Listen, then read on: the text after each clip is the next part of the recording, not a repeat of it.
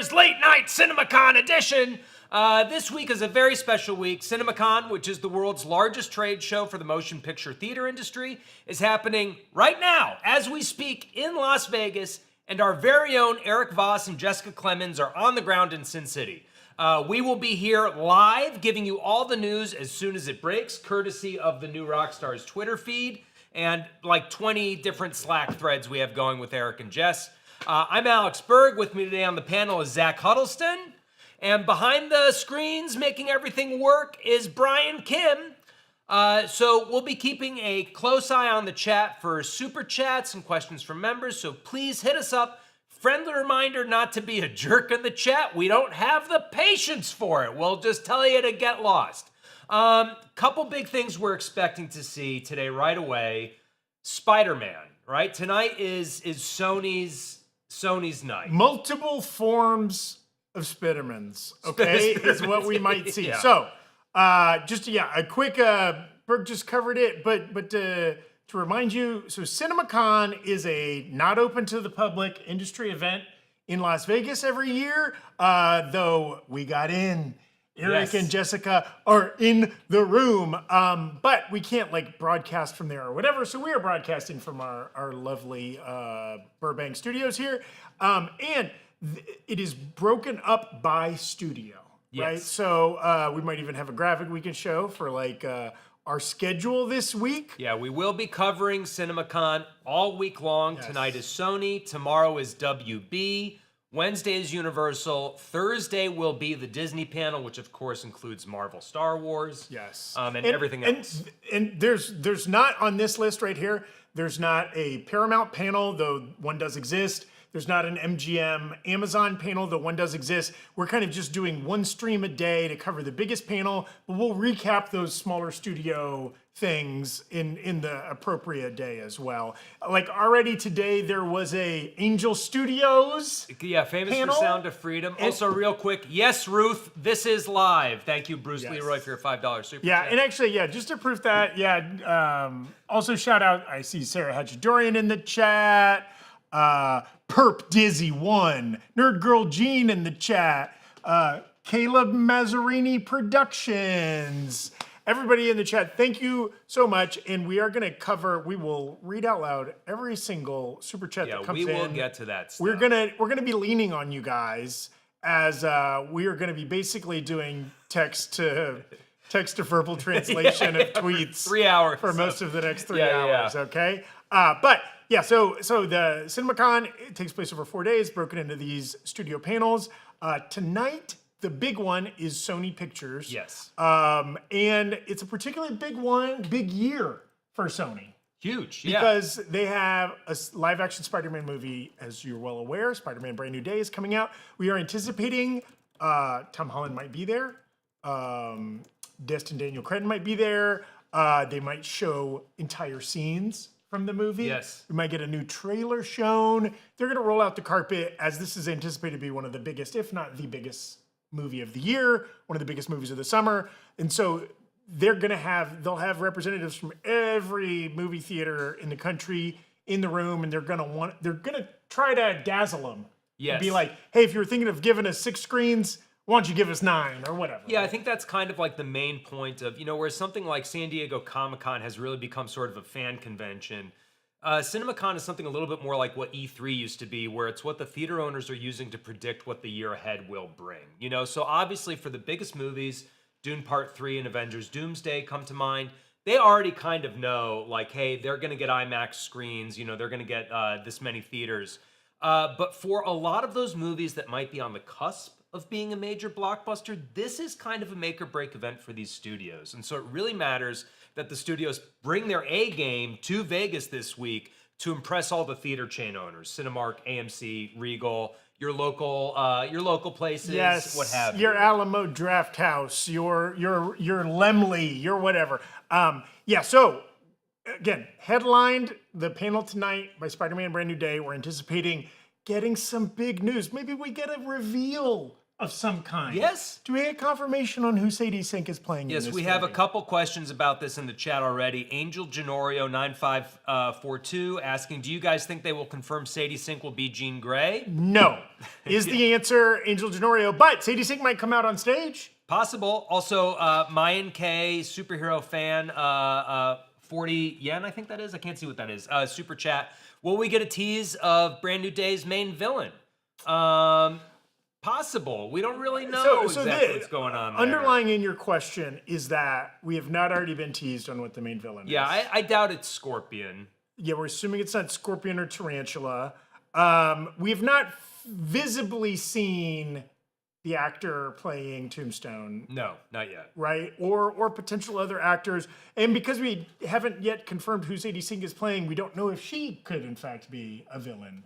Very possible. Also, very possible. Also maybe the Hulk is the villain of this film. Hey, I'll take it. I'll take it. I'd see Spidey versus Rage Hulk. Yeah. Maybe Peter Parker, as part of his developing mutation, goes full incel. It turns into kind of a taxi driver's type situation. Yeah. Okay, a little Paul Blart Mall Cop, or no, what was the other? Observing, what was the Seth Rogen Mall Cop movie?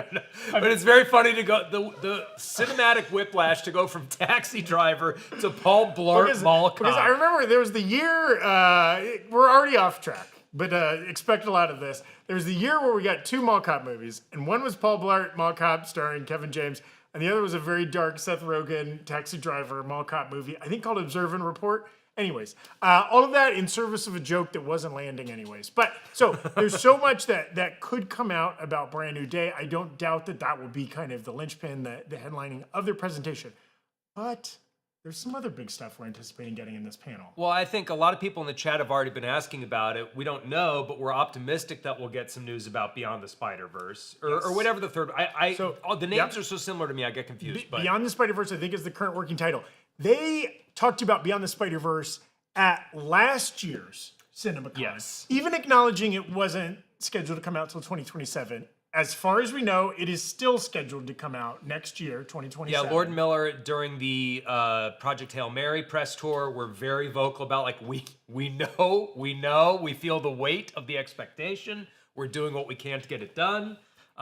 So, yeah, we'll see. I mean, those movies are great, Yes. Like, I'm so excited. Yeah, and again, let them cook for sure, and take as long as they need. But it's not unusual for them to talk about that, because at last year's Sony presentation, not only did they talk about a Spider-Verse movie that was still 2 years away and a Brand New Day that was still a year away, they talked about 4 Beatles movies that were 3 years away. Yeah. Those movies are still 2 years away, but they're probably going to talk about that. This is the crazy Sam Mendes project where they're going to make 4 Beatles movies that are going to release weekly or at the same time, or that has yet to be confirmed. But they're all coming out the same year, about the 4 different Beatles. Yeah. Yeah, it feels like a Richard Linklater experiment gone, escaped the lab, right? Yes. Like, Yes. What if Boyhood wasn't enough? Yeah. And then there are kind of, and who knows what else we might hear from Sony. And I want to circle back to like maybe some wild card picks. But there are kind of 2 other things we know we're probably going to hear from them about. The next Jumanji movie. Yep. Recently in the headlines because it moved out of the way. Yeah, shifted its release date. Shifted up a week to get farther away from Dune's Day. And presumably maybe opening up a window for Marvel or Dune to move up a week as well. But so we're getting that at the end of the year. This is Jumanji 4. I don't know if we have a subtitle for this. No. I'm sure Jack Black will like tweet one out like on some like, Mario Galaxy Victory Lap or something like that. And then maybe the one I am most excited for after the 2 Spider movies, a Resident Evil movie coming out. I think apparently the buzz around that is already great. Not surprising given how positive the buzz was around Weapons. Yeah, so this is a Resident Evil movie from Zach Kreger, the writer-director of Weapons and Barbarian. He was like in Romania or wherever they shot this, working on this movie. They were already in production when Weapons came out. Yes. He was like weirdly unable to do any press in person because he was already shooting this movie. Hence, he's able to turn around in like exactly 1 year a fully formed feature film. But word on the street is This movie's incredible. Yes. It's somebody has said it Fury is Road. Mad Max Fury Road Yes. with zombies. So Sarah Hatchadorian, to answer your super chat, we are beefing. $4.99 from Sarah Hatchadorian. Thank you so much. What announcement are you personally most excited for this week? For Zach, it's Resident Evil. I think it's also Resident Evil for me. I mean, I thought that Barbarian was. I was not a horror guy until late in life. Same. I think Barbarian is a really phenomenal example of, recently they opened up casting as an award for the Academy Awards. I think casting Bill Skarsgård as not the villain in Barbarian is as brilliant of a casting choice as you can ever make. I think the tonal shift with Justin Long halfway through is also like a really weird, brilliant choice. And I thought Weapons was a hell of a fucking ride. I loved a lot of movies in 2025, but I didn't love any of them more than Weapons. It was great. And just like in theater experience, the last 10 minutes of that movie are incredible. And if you're telling me the last 10 minutes of that movie stretch out to feature length, but with zombies, yes, let's go.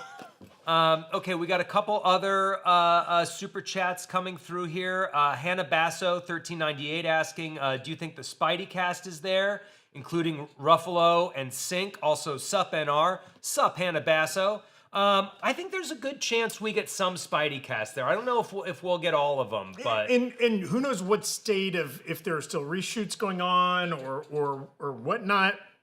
Word on the street is Zendaya's going to be there.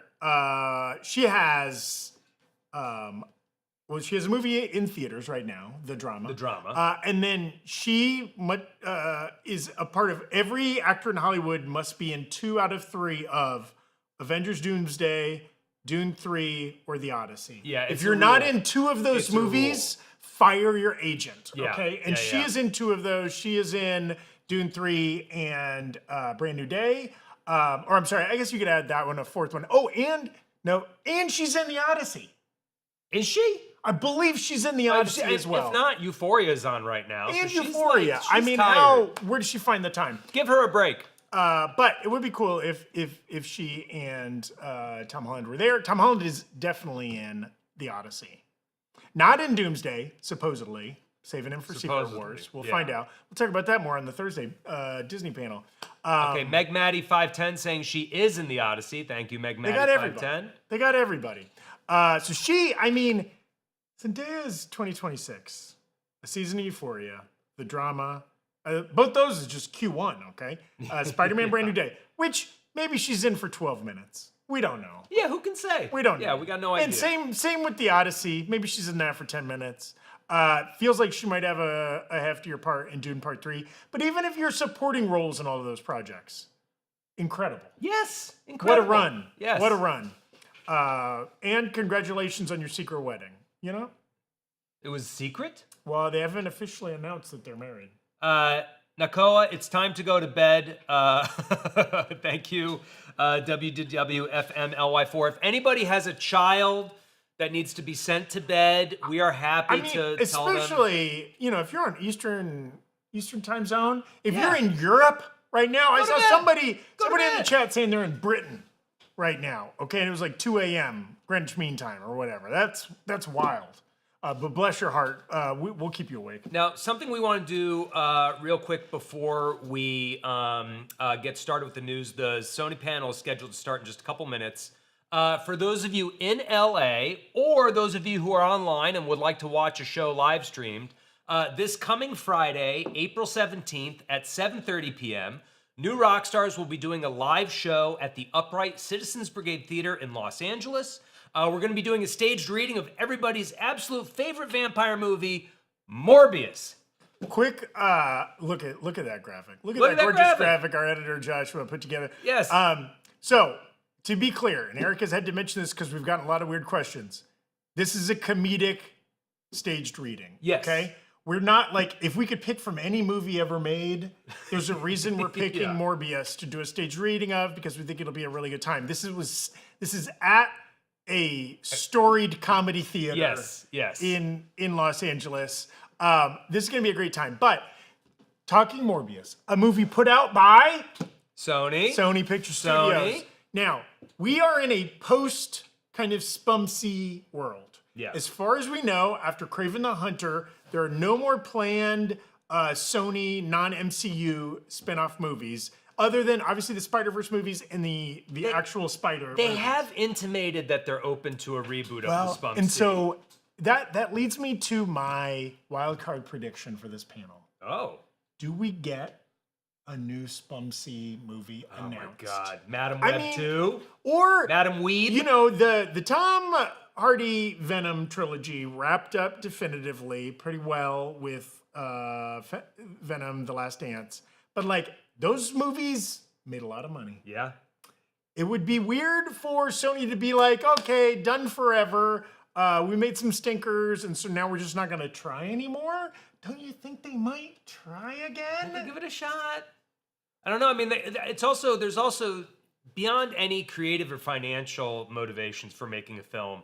A lot of these studios are locked into weird legal things where it's like, if you don't it's like a use it or lose it situation, where if you don't make a movie set in the Spider-Man universe using one of this list of characters you paid for, they revert to Marvel. Yes. And Sony does, that's part of why we had to have the Amazing Spider-Mans. It's like they have to have something in production. I think it has to be in production years. every 3 years. Yes. And so we should just talk a little bit background and recent history on Sony Picture Studios. Like, Sony is kind of in that second tier of studio. At the top tier, you have Disney, Universal, and Warner Brothers-ish, right? Are kind of like the big three. And then beneath them, you have studios like Paramount, Sony, MGM, Amazon. If you want to count an Apple TV, a Focus Features, a Neon, an A24. Then there's a big old soup, Lionsgate. It's a big old soup of much smaller studios. But Sony is kind of like right in that second tier. And that is because, though they have some giant properties like Spider-Man, they have a lot less big IP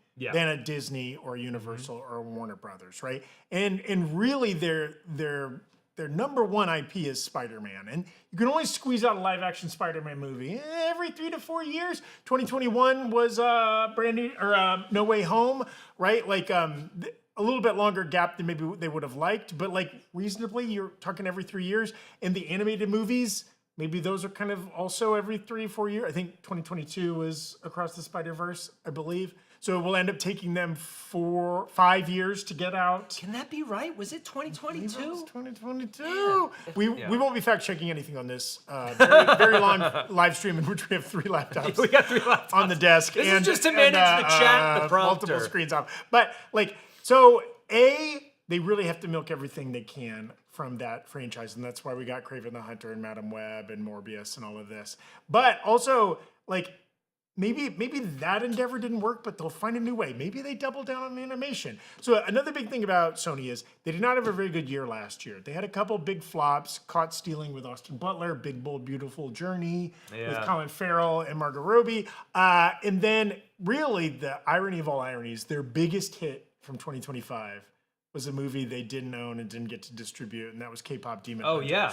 A movie they made, but it was in a kind of sold package to Netflix. So they got their like 50 million or whatever, and then they didn't benefit at all from how much of a smash hit that movie was. Can we get the tech bros out of the studios? Can we just get the business nerds with the MBAs and the Silicon Valley disruption mindset to be gone? And you know, that is now a franchise. They're going to make more of those, but it's a franchise that Netflix gets to control, right? And I think they negotiate to get a little bit more money. But now, that speaks to, though, an area of success, a niche area of success for Sony is, and we might get a little bit of this in their panel, they've done really well with anime. It makes sense being a Japanese-owned company. They own Crunchyroll, I believe, and like some of these theatrically released like anime Chainsaw movies, Man. that are huge successes. They do much better in that world than any of the other Hollywood studios. So we might get some anime news as part of this panel as well. We've got a couple of super chats coming in. One from CB the Legend. I think this is worth while we're waiting for Sony to start. Let's switch gears to Marvel. Test screening says Doomsday is best MCU film ever.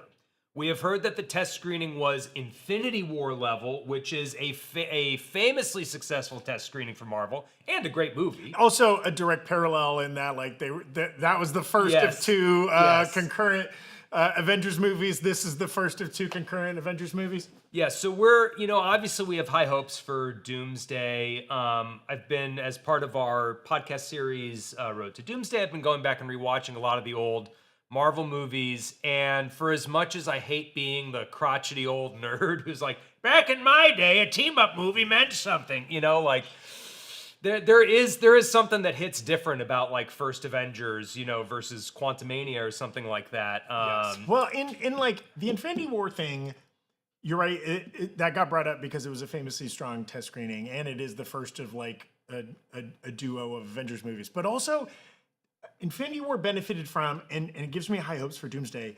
It gets to have that kind of Empire Strikes Back energy of it can be really dark. It can end grimly, which is not something you get to end many superhero movies with. No, I love like a Two Towers, like Empire, like All Is Lost kind of a vibe. Like that's always my favorite. And then you don't got to worry about sticking the landing to the next movie. Now we're dovetailing between Marvel and Sony here, and the boundaries are porous, so we're gonna do it. Arcanite 450 with a $4.99 super chat. Thank you so much, Arcanite. Which Spidey villains will have the most screen time in Brand New Day? What are your thoughts? Now, we've gotten a surprisingly deep roster for who's going to be in Spider-Man. It seems like Scorpion and Tombstone are going to be sort of like the main maybe two.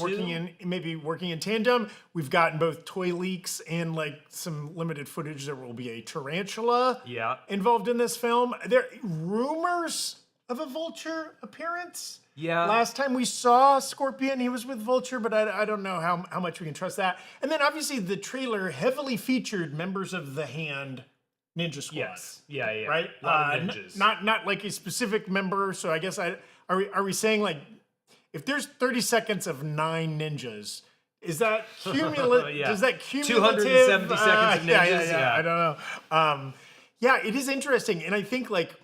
I appreciate, though, Brand New Day has been rather forthcoming with, like, set footage, and, like, Tom Holland's been out there talking about this movie since they started shooting, and, like, lots of stuff like that. There's still definitely a lot of elements that are keeping close to the chest. Yep. In that, like, we may not have even seen or heard of who the actual main villain I recall at one point, I'm sure Erik would know off the top of his head, but, like, there was all this talk about Mr. Negative at one point. Yes. Like, he might still be in this movie. He might still be in it, Like, there's so much stuff that... I think we should take the lesson from No Way Home that Sony likes having a big surprise. Yeah. They like it to be a big fan service surprise, and I think there's going to be some stuff that we just don't get from the trailers. We might get it from other places. Someone might, misspeak during a press appearance or something like that, but I think there is going to be some kind of very satisfying surprise in the Spider-Man movie. And I think it's wise of them to do that because is there anybody in the world that was not going to buy a ticket to go see Brand New Day, but then they hear that like Mr. Negative is a key villain, and they're like, "Oh, one please." No, you're either in or out on this, and if it serves the plot to maybe have some surprise, maybe like Scorpion gets killed in the first act. Well, maybe we're kind of getting a misdirect on what the true. I think something like the Andrew and Toby cameos, and I mean more than cameos, but their appearance in No Way Home. What that does is it makes it such like it increases the fervor around it from just pre-movie hype to cultural moment, and that makes the casuals want to come buy a ticket. So like, is Mr. Negative going to be that thing? No, but like a big surprise, a big death, a big reveal during the movie could be the kind of thing that makes word of mouth buzz big enough that weekend that it gets people the second weekend to come to the theater. Agreed. Yeah, of all the things they could show us that we have yet to see, I would love to see a hulked out Ruffalo screen footage. There's rumors that we are going to get a Savage Hulk in this movie. Would love Potentially even there's some wilder rumors. I love all the swirling rumors around Brand New Day that there could be a second Hulk in this. We could get either Ruffalo's Bruce turns into a gray Hulk, or there is some kind of a gray Hulk. Also, he's got a Hulk kid running around out there from Scar. From Justice for Scar. Yeah, Justice for Scar's haircut. Real quick, Jackalicious, thank you for your €5 super chat. Can you congratulate my good friends Jordan and Elias's marriage? Yes, I can. Congratulations, Jordan and Elias, on your marriage. I hope that Jackalicious also got you something off your registry. or that this super chat was on your registry. What a friend you are. Yes. You're not asking to be congratulated yourself. You're throwing the congratulations at someone else. Now, is that because, you didn't get them a gift? Yeah. And if that's the case, I think it's customary, at least $100 you should spend on a wedding gift. Now, we have another Spider-Man super chat here from Louis Berry 4403, $2 super chat. Over or under 20%, Sadie Sink announced as Jean Grey. I think way over. Wait, I think the odds are lower than 20%. Is that what he's asking? He's saying over or under. I'm going to read it verbatim. Over or under 20%, Sink announce as Jean Grey. Make of that what you will. So you're combining two gambling terminologies that I think contradict each other. There's over, under, and then 20%. I guess you're saying, is it over 20%? Are the odds 20% or greater that we get? Yeah. I think greater than 20%. I think 0%. I don't think they're going to announce her as Jean Grey at this. Oh, the announcement. I see. Yes. I think the reality of, is she Jean Grey? I think that is 100%. Yeah. But I don't think on this Sony panel we're not getting that announced. Yeah. And again, if you could just send in like $40 or $50 more worth of super chats clarifying how you would like us to pick. We have another super chat here from Omalor, $5 super chat. Thank you, Omalor. Would you guys be happy if we only get Professor Hulk in Brand New Day? I would not. Never hulks out? I want Hulk to Hulk out. I really liked Smart Hulk when he showed up, but now I want, you watch Brave New World and you see Red Hulk doing his thing and you're like, yeah, Hulk should be terrifying. And if Hulk is totally under control, that kind of neutralizes part of what makes that character interesting to me. So I would be disappointed if we only got Professor Hulk. I agree. Having recently rewatched Thor Ragnarok for the millionth time, where there is a kind of gladiator savage Hulk there at the beginning, it's a lot of fun. I would love to see a Hulked out. Also, just not to directly cite in your Rockstars Nerd Riot merch item, but I want to get a scene where a savage Hulk, a savage Frank Castle, get him daddy, and a maybe slowly morphing into a Spider-Man, Spider. I would love to see this. Here's the thing that a talented action director like Destin Daniel Cretton can do, and we don't get to see often enough in any films, is like multiple powered or super individuals fighting at the same time, how their powers intersect, how you can have fun visual storytelling with them. And like Spider-Man and Hulk's powers are such fun, like complements and contradictions to each other. Yeah, because it's like you have like this like live, like, very flexible, very like zip, zip, zip, and then there's just pure id. And then Frank Castle is shooting guns for no reason. Now, Zach, real quick, hold up that shirt again. I want to do a quick Nerd Riot plug. You guys, you can get this shirt and the shirt that Zach is currently wearing on nerdriot.shop.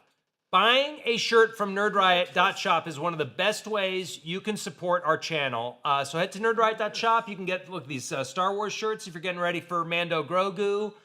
We got Doom shirts. We got Spider-Man shirts. We even got shirts for the Pit. One of our most popular shirts right now is for the Pit. PTMC. Pittsburgh Trauma What's this? Is this Invincible? Oh, no, it's Spider-Man. Invincible's a different one, So head over to nerdriot.shop.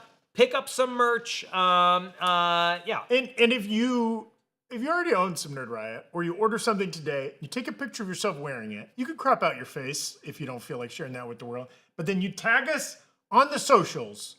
We will call you out, and that picture might make its way into a future video. Call you out in a positive way. Shout you out. Shout you out. Not call you out for your crimes. Nerd! It's just... Okay. Great. All right. The panel has begun. We've not yet received any news. We will have the new Rockstars Twitter feed up behind us. So as soon, Erik and Jess are, for those of you just joining, Erik, Voss. Oh, see, there they are. They're in Vegas right now. 9 minutes ago, they're tweeting and seating. So we're getting ready. Anything that happens in there, we will find out as soon as they find out. So this is our workaround for not being able to broadcast from Vegas. We can tweet from Vegas. Yes, and there is no stream Much of these panels will never be kind of like publicly, professionally released. Maybe you'll see some grainy footage out there, but mostly it will be tweets. Now, we've got a super chat that I think is the most important one we've gotten yet from Majul.videos, 199 super chat. Both of my NR daddies are back. Love you guys. Love you, my guy. Thank you so much. Love you. We're 2 out of the 3 actual fathers at New Rockstars. Yeah. So we've got. I assume you mean it in a purely non-sexual, Yeah, just yeah. in a patrilineal sense that we are just like, hey, we daddies. respect people who make time for family. Like. Also, super chat from at Ranger NY9BL. Not gonna lie, I want to see Two Gun Kid in Doomsday.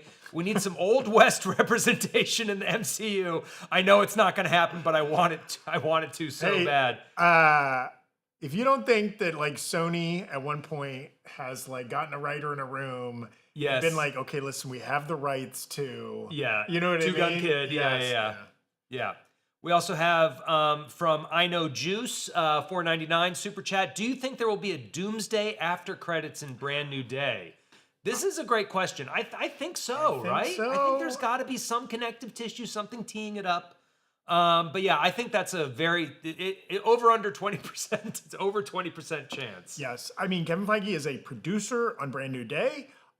Maybe not the most active like on-set producer, but that is of course he's definitely got it. Yes, Yeah. And as part of the famous Kevin Feige, Amy Pascal sandwich accord, in which they agreed to kind of share more characters across Sony and Marvel, bringing Spider-Man into the Avengers films and allowing people like Daredevil and Punisher and Hulk and Doctor Strange to appear in Spider-Man movies, and of course, most importantly, Tony Stark. So. I think so. Yeah, I think so. Keep their streak going. Maybe I would be interested to know. The Russo brothers directed the post-credit scene in Fantastic Four. Yeah. I believe they also directed the post-credit scene in Thunderbolts. And just going throughout Marvel's history, it's very common. Like James Gunn directed the post-credit scene for Thor 2 because it had the Collector from Guardians. That's like right. it's, I would not be surprised if we get a post-credit scene that was directed by the Russos specifically for Brand New Day. There's no better.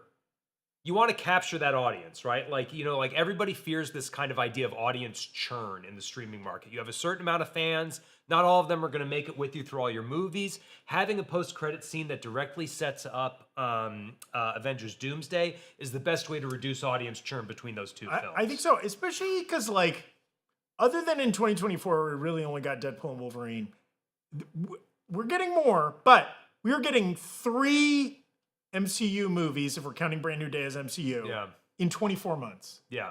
Right? We're getting 2 Avengers movies and a Spider-Man movie, and that's it. And so it's not like we'll be oversaturated with Doomsday post-credit scenes or something like that. There was definitely a period where Marvel was like, we're going to have 3 post-credit scenes. One's going to be a gag at the very end. It's going to be Captain America lecturing you about boredom, or patience or whatever. There'll be a little Pizza Papa involved, potentially. He'll get paid. Pizza Papa gets paid. I think they've kind of like dialed it back. And so I think this is one where me, as somebody who is like, just show me a trailer for a movie if you want me to go see the next movie. Even I want a post-credit scene between Spider-Man and Avengers. Yes. We have another super chat here from Poro8859. Very fun to say, Poro. Thank you for that. $5 super chat. Y'all think we get an actual animation teaser for the first time of Beyond the Spider-Verse here? Honestly, more excited for Beyond the Spider-Verse than No Way Home. Interesting. Might be time for a poll. I bet they're gonna show footage, right? Like, it's the Spider-Verse beloved franchise. 2 out of 2 so far, right? That have been great. But also, it is as known for its animation style and its visuals as like any superhero franchise, right? Yes. And so like, I think, and there's been the big question of like, the reason it's maybe taken them longer than they originally anticipated. I think the 3rd movie was supposed to come out in 2025. It was supposed to. The original timeline has been shot to crap. Yes. Yeah. But like part of that is, and usually what they say is because like they're really taking their time with the art. Mm-hmm. And so like, I think that would be really wise to show some footage, especially maybe like a particularly groundbreaking art or whatever. I think you're spot on, even though again, that's not till next year. they might give a little tease. I think they know the fans are hungry. I think they're deeply aware. It felt like every third question on the Project Hail Mary press tour was like, yeah, like what's going on with Spider-Verse though? Yeah. Like, yeah, like, Gosling, okay, you know. It's been a nice recent run for Lord and Miller. Yeah. The kind of Helmers of they are not directing this Spider-Verse movie, though they did write and direct the first one. I believe somebody else. Yeah. They kind of handed off directing duties to the second one, but they're still heavily involved as producers on this third one. And they just directed Project Hail Mary. So far, I believe the #1 live-action movie of 2026. I think Mario Galaxy is beating it, but I think outside of animation, I believe it is still the lead. Yes, and that's as we wait for kind of more Sony news to trickle in. It's an interesting time to check in on the theatrical industry. Oh, is it trickling in? Well, no, we have a super chat from Matheep9. Also fun to say. You guys with the fun names. Thank you. $5 super chat. Not Sony related, but do you think Mando and Grogu will have Star Wars opening text crawl over or under 20%? Okay, you got to stop with these over and under percentages. That's interesting. It feels like no, as they're not trying to make this. Yeah, I don't think they're gonna. Skywalker saga, and so they'll kind of break from form that way. Also, but maybe in a sense they might need it to catch up an audience that might not have watched all of the Disney Plus show. Well, it's interesting because I think the function, it's so funny I think you're right to frame it as like a catch up, but also it started just as like hey, here's a bunch of backstory, like I think they could do it just as well with like an exposition room or like something like that. Well, I want it just because how am I gonna be caught up on what the Trade Federation is up to? Yeah, you gotta know. I need to know where are the embargoes, the tariffs, the whatever. That's my favorite part of those scrolls. Yeah, but yeah, so we will. We have just a straight up. Hey, $2 just for existing. Elijah Perricone 2823. Thank you for your donation. Thank you so much, Elijah. Yes, but as I was saying before, I was rudely interrupted by these kind viewers that gave us money. So it's an interesting period for the theater industry, which has never recovered since the pandemic. No. Right? It routinely used to do $11 billion a year. Last year did $9 billion, which is still an insane number to wrap your brain around. But when you think about it, that's like 20% down. Like no business can survive if it drops by 20%, right? But so far, Q1, so January, February, March, is ahead pretty significantly of that same time period last year, thanks in large part to movies like Project Hail Mary, Super Mario Galaxy. There were some smaller hits like Hoppers, Scream 7, Wuthering Heights. Probably, I bet because there was also a nice range of movies, I bet you saw one of those movies in a movie theater. Yeah. There's a little bit of something for everybody there, Yeah. Now, I mean, I think the issue is obviously what's happening right now in the we're in a time of incredible contraction due to mergers and also a lot of uncertainty geopolitically, right? Like, the biggest piece of news obviously is the Paramount WB merger. Just earlier today, over 1,000 Hollywood luminaries signed an open letter saying like, please don't do this. Whether or not the Paramount WB merger goes through, the uncertainty represented by the merger at this point is making it very difficult for everybody to plan out beyond what's currently in their production slate, particularly for the people at Paramount and WB, but it also makes it difficult for these other studios to kind of plan around what those release cadences might be. Yeah. And so this contraction that Zach is speaking about is like, 20%, yeah, not great. But 2, also seems like, when are we gonna kind of get like a new normal? Whether or not the new normal is the same as the old normal or it's just a new status quo. But things are in such a state of flux, it's very difficult right now. And so any movie that succeeds, we're stoked on. Whether or not it was for me, I'm happy artists succeeded. Movies are back. Project Hail Mary, I saw it in theaters and had an awesome time. And hopefully there's something that's come out in the last couple months that you also had an awesome time with. And again, the Q1 is typically the slowest part of the movie calendar, right? We are heading into spring and summer, where kind of the blockbusters start rolling in through a this busy is fall. normally the time of year when you get, what was the horror movie with the monkey that was like, Primate? Primate. The Primate is typical of what you normally see in this chunk of the They year. typically call it Dumpuary in January and February, where you get a lot of like weird horror movies and crappy movies that nobody wants so to the see. fact that like already by the time end of April's rolled around, we've gotten a couple of bangers, you know, Yes. like at least financially speaking, whether or not they were for you, you know, like that's a good sign. Yes, we got a couple more super chats. Here we go. Omalore, $5 super chat. Thank you, Omalore. Crazy theory. In the final shot of the brand new day trailer, instead of the red ninjas, it is Jean Grey's Phoenix form, the color scheme and shape match. Now, this, for those of you who aren't as deeply steeped in the fever swamps of MCU theories Reddit, this shot has been heavily theorized to have had some kind of digital Removal. monkeying. Yes. And that's probably the case. But, and I will say, Omalore is, I don't want to paint Omalore as a fever swamp theorist because they're saying crazy theory right up top. Yeah. I kind of like that theory, though. I don't think we're going to get Phoenix Force in a Spider-Man movie. You know, like I feel like they're going to save that for X-Men down the road. I think The ninth X-Men movie or yeah, something like yeah. that. But I like where your head's at. I like where your head's at. People have been speculating, and there's a rich history, particularly in Spider-Man trailers, of erasing characters out. They erased out Lizard out of the big. They erased out multiple Spider-Men out of a lot of footage in the trailers from the Statue of Liberty fight scene in No Way Home. I think they also erased out Lizard. All kinds of stuff, right? So, and there are just some shots in the most recent trailer, and you can see Erik has made a wonderful breakdown of that trailer. 48 minutes long, that at went into literally depth every frame. Yeah. on the frames that looked like maybe something was removed. So you can go see that. And so people have been speculating, was what was removed, was it an important villain? Was it something about Peter Parker that is different? Or something? Yeah, right? now hang on, Brian. We're getting some news that our feed needs to be updated. Can you do a refresh on this bad boy? It seems like it's not going auto. Oh my gosh. Chat, you're making me look like a fool in front of Brian. This guy doesn't respect me. I need to earn his respect. It's a big problem in the office. It's every day. Every day. Brian gives me a hard time. And we should talk about one other kind of big Sony upcoming project, not for 26, but 2027. Maybe you will be able to speak on much better than I, Berg, but Sony has the rights to Zelda. And they've been working on a Zelda movie set to come out in 2027. And there's thought that we might get a little tease for that here. Now, the Zelda movie casting looks great to me, meaning that I don't have any attachment to either of those actors in a positive way. Like, they are able to just be those characters for me. They look the part. The big question is, will Link speak? Now, I'm of two minds on this. As a Zelda purist, he can't speak.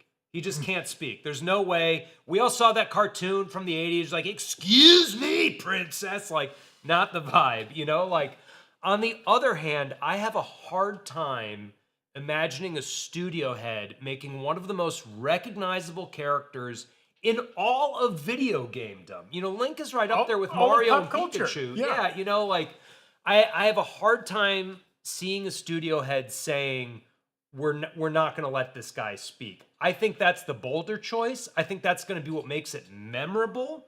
You know, like, and I think also, like, certainly if you look at the most recent Zelda games, Breath of the Wild and Tears of the Kingdom, Breath of the Wild's plot is buried in a way that I think from a video game perspective is fascinating.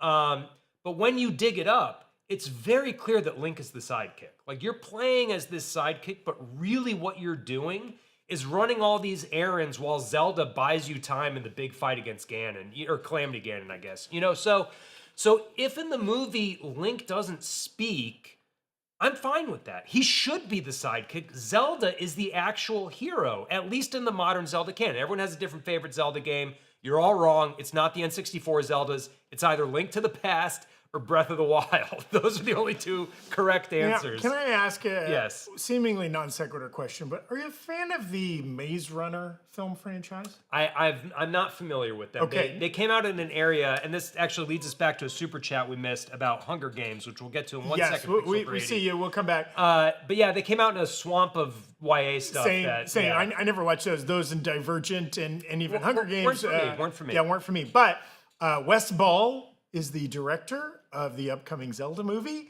and his notable credits: he directed all 3 Maze Runner films. Did you know there were 3? I did not. I wouldn't have been able to pick that number off the top of my head. And I think not the most recent Planet of the Apes movie, but the one right before that. Yes. I believe he the also third one. directed. So interesting, but the guy knows how to work CGI. Guy knows how to work young people in strange, Yes. fantastical settings. I think there's a lot of potential with Zelda, and I'm not such a purist that if Link speaks, it'll ruin it for me. But I do think keeping him silent is the bolder choice, and I'd like to see movies make more bold choices. Now, real quick, Pixel Brady asked us a super chat earlier that we missed because we were talking about other stuff. Will new Rockstars be breaking down the Hunger Games, Sunrise on the Reaping trailer, and covering it in the news? Maybe even breaking down the previous 5 movies. I got to level with you here, Pixel Brady. Erik and Jess are at CinemaCon this week. And we are up to our eyeballs in TV show breakdowns. Have you ever seen me or Berg do a trailer breakdown? Yeah. No, sir. So we probably won't get to this one, but it is possible that when the film itself comes out, we will. It's definitely on our radar. It's something that we're looking at, and the kind of push-pull here at New Rockstars behind the scenes is there's always more stuff we want to break down than we have time to break down. And for a lot of stuff like that, and you could probably point to well, you did this and you covered this. A lot of that, honestly, it falls down to just the calendar. And right now, we were talking about it, I think in a 7-day span, we are going to break down 6 different shows. Yeah, we've got Maul, Shadow Lord, Pit, Daredevil Born Again, The Boys, Invincible, Euphoria. Yeah, all of those in 1 week. And that is the same week as CinemaCon. We are at CinemaCon. Yeah. So it is if anything extra were to come out this week, like a trailer for Sunrise on the Reaping. Is it Weeping or Reaping? Reaping. Okay, I got it right. Reaping the wheat. That makes more sense. Yeah, but also there could be Sunrise while either you're way. reaping. Yeah, sure. Unfortunately, that one's going to slip through the cracks. Now, maybe when the movie comes out, maybe that's a lighter week for us, and we're able to kind of prioritize that. But a lot of times, there's never going to be a superhero movie, a Star Wars movie, a Game of Thrones show that comes out that we do not cover. But kind of for anything below that, it's kind of dependent. Sort of just what week does it happen. Yeah. And you can, there's a whiteboard in the other room that is Erik's Pepe Sylvia, scheduling board. And basically if we don't say hey Erik, it's okay to sleep sometimes. Yes. He will work himself to the nub. We have to put a sheet over his cage like he's a parakeet. Line it with newspaper. We do have just a little bit of again, Erik Voss and Jessica Clemons are in the room in Las Vegas. A little update from Erik. We haven't gotten any news out of the Sony panel because Tom Rothman, the head of Sony, is on stage honoring an award recipient, Ellis Jacob, CEO of the Cineplex theater chain. He said it's not tweet worthy. I'm just letting you guys know. Butter him up. And again, this is an industry trade show, much like plumbers or optometrists or insurance salesmen have their trade shows that they go to. Movie theater operators, this is their trade show. It is also, I'll say this, living in Los Angeles, which is ostensibly a movie town. A trade show can't come to LA. It's got to go to Vegas. Well, because nobody wants to go to a trade show in their town. You want to get to leave town. Yeah, it's true. That's why you got to go to Sundance, or you got to go to Vegas, or whatever to do your thing that you could much easier do in Los Angeles. Yeah. I want to see those that tourist dollars. This is a movie town. Yes. Please. Okay, we got another over under for Zach. All the over unders now are for Zach. I'm gonna read them out, but I'm gonna direct them to him. So. Soka's Boomerang 415, $5 super chat. Over under comes on stage and gets announced as the main villain for Brand New Day. Here's the thing about over under is his villain origin story is crazy because he was an inside outside. Yeah. And then he got hit with gamma radiation and became an over under. Yeah, it became an over under. So it's tough. Yeah, it was a sports book got bitten by a radioactive first round draft pick. Yeah, that's right. Went for a parlay and slipped into some toxic sludge. Who wrote that? That was it. Just went away. I'll never remember. But yeah. Round of applause. Ahsoka's Boomerang 415. Ahsoka's Boomerang. Good work. Okay, we got another super chat, $5. Nicholas Wardock 3914. Any chance Doomsday will be rated R? Hearing it's going to have some gruesome deaths. I'm going to say absolutely not. Right? Like they want this to be 4-quadrant, and like the lengths movies will go to not be rated R because they're afraid of losing the like, you know, family friendly kind of PG-13 label. And now somebody could easily counter you there, Berg, and say Deadpool and Wolverine, yeah, R-rated, and it was, I mean, mostly R-rated for, I guess, cartoonish violence and certainly some language. There were F-bombs and there was plenty of dick jokes and whatever. And that movie made an Avengers amount of money. But maybe that is like the corner of the franchise that can get away with it? I think it is. I think with Deadpool, it's a little bit of, I know tons of people whose kids go see Deadpool. No shade to the parents or anything.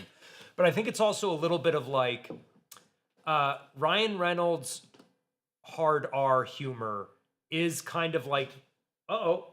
Okay, sorry, we'll interrupt for some breaking. These thoughts tweets. will be saved. Okay, the opening night panel at CinemaCon begins with Sony Pictures head Tom Rothman introducing Ellis Jacob, CEO of Cineplex, 2026 Legend of Cinema Award honoree, a much-deserved recognition and a smart move considering the frosty U.S.-Canadian relations in the past year. Please keep. Please keep supporting our movies, Canadians. Okay, Cineplex, I guess, being a Canadian-based chain. Canadians, sound off in the chat. Tell me your favorite thing to get at Tim Hortons. What's your regular order? And throw us a loony while you're at it. Yeah, toss a loony in the chat. Maybe a toonie. You were just saying that, yeah, the particular Ryan Reynolds' style of kind of like dirty ribald humor. It's a little bit like the dirty humor like an uncle tells to his teenage like nephew or niece, because you can get away with it. It's not like, you know, really hard. I think the stuff that's going to be in Avengers, and I think Disney's a little bit more protective of Avengers as a franchise than they are with Deadpool. Like Deadpool's kind of their flyer, you know, like, But yeah, okay, we're getting a couple super chats in here. I'll just say one last thing on that to go back to that super chatters. Like, do you think gruesome deaths might necessitate an R-rated? Here's the thing. I think there will be some gut-wrenching deaths from an emotional standpoint. Yes, for sure. They do not need to be gruesome. When Tony Stark died, it was a little dusty in my theater. Or you know what I'm talking about? Or Spider-Man dusting, but like there was virtually no blood in either of those instances. And I don't think they need, it's like, do you need to see like M'Baku's spine ripped out of his back to really care about him getting killed or fatality. something? I mean, like Gwen Stacy in Amazing Spider-Man 2, like that's gut-wrenching. Yes. But like, yeah. Yes. Okay, we got Exploding Luke 4008. What are the $5 super chat? Thank you, Exploding Luke. What are the chances, in your opinion, of any of the Defenders showing up in Brand New Day over or under 20%? Under 20%. I think zero. I'm yet to be convinced they're going to show up in Daredevil Born Again. Yeah, I mean, well, we did get Mike Coulter posted a picture earlier today, but his IMDb should just be filled with Instagram posts at this point, because I feel like all the Defenders are more on Instagram than they are in that show. We were told multiple times, we've been given trailers that Jessica Jones is in this season of Born Again. I think she's... Not yet. Yeah, not yet. Yeah, also, I heard she was going to be in 4 episodes. There's only 3 episodes left that I have not watched yet. And she's not in. Maybe she's just like doubling up in each episode. You know, maybe it's a Michael B. Jordan Sinners kind of situation where you get 2 Jessica Joneses. Yeah, maybe we get like a Smokestack Twins, JJ Twins. But yeah, I think we'll get Jessica Jones for sure. But like, I don't think, or in Daredevil, in Brand New Day, aside from Frank Castle, the connectivity between Brand New Day and the rest of the Disney Plus MCU seems tenuous at best. And I think that goes back towards these like, you know, arcane Byzantine legal arrangements Sony and Marvel have had to make over the years to share characters that happen to live in New York, you know? And so I don't think we're going to get anything from Daredevil beyond... agreed. Yeah. Though I will say, it was a really fun little audience pop when Matt Murdock shows up in No Way Home. Loved it. Briefly. Does not have a significant impact on the plot. Just a real good lawyer. Never suits up as Daredevil, right? But like those that knew, right, really really went nuts for a moment. If we got maybe, I don't think Mike Coulter or Finn Jones or maybe even Kristen Ritter would have this similar effect. But maybe Matt Murdock again. Do we get just Daredevil showing up again in Brand New Day? Maybe. But I'd still say under 20%. Yeah, I think under 20% is correct. We have a $10 super chat from I Know Juice. What is something Doctor Doom could or should do that you think will make audiences put him on the level of the GOAT villain like in the comics? Not many casuals know who Doom is or what he does. I actually disagree with you there. I think even people who have never read a comic book know of Doctor Doom. The metal mask is iconic. I think he's more noteworthy than Thanos pre-MCU. 100% agree. His embrace in pop culture, whether that be in arcane indie rap like MF Doom and Ghostface Killah, or just like the mask is like an all-time mask. You've seen it if you've seen like a cartoon or whatever. I just think awareness is pretty decent on Doctor Doom, even if people don't know about Latveria and a lot of the backstory and all the crazy comic arcs.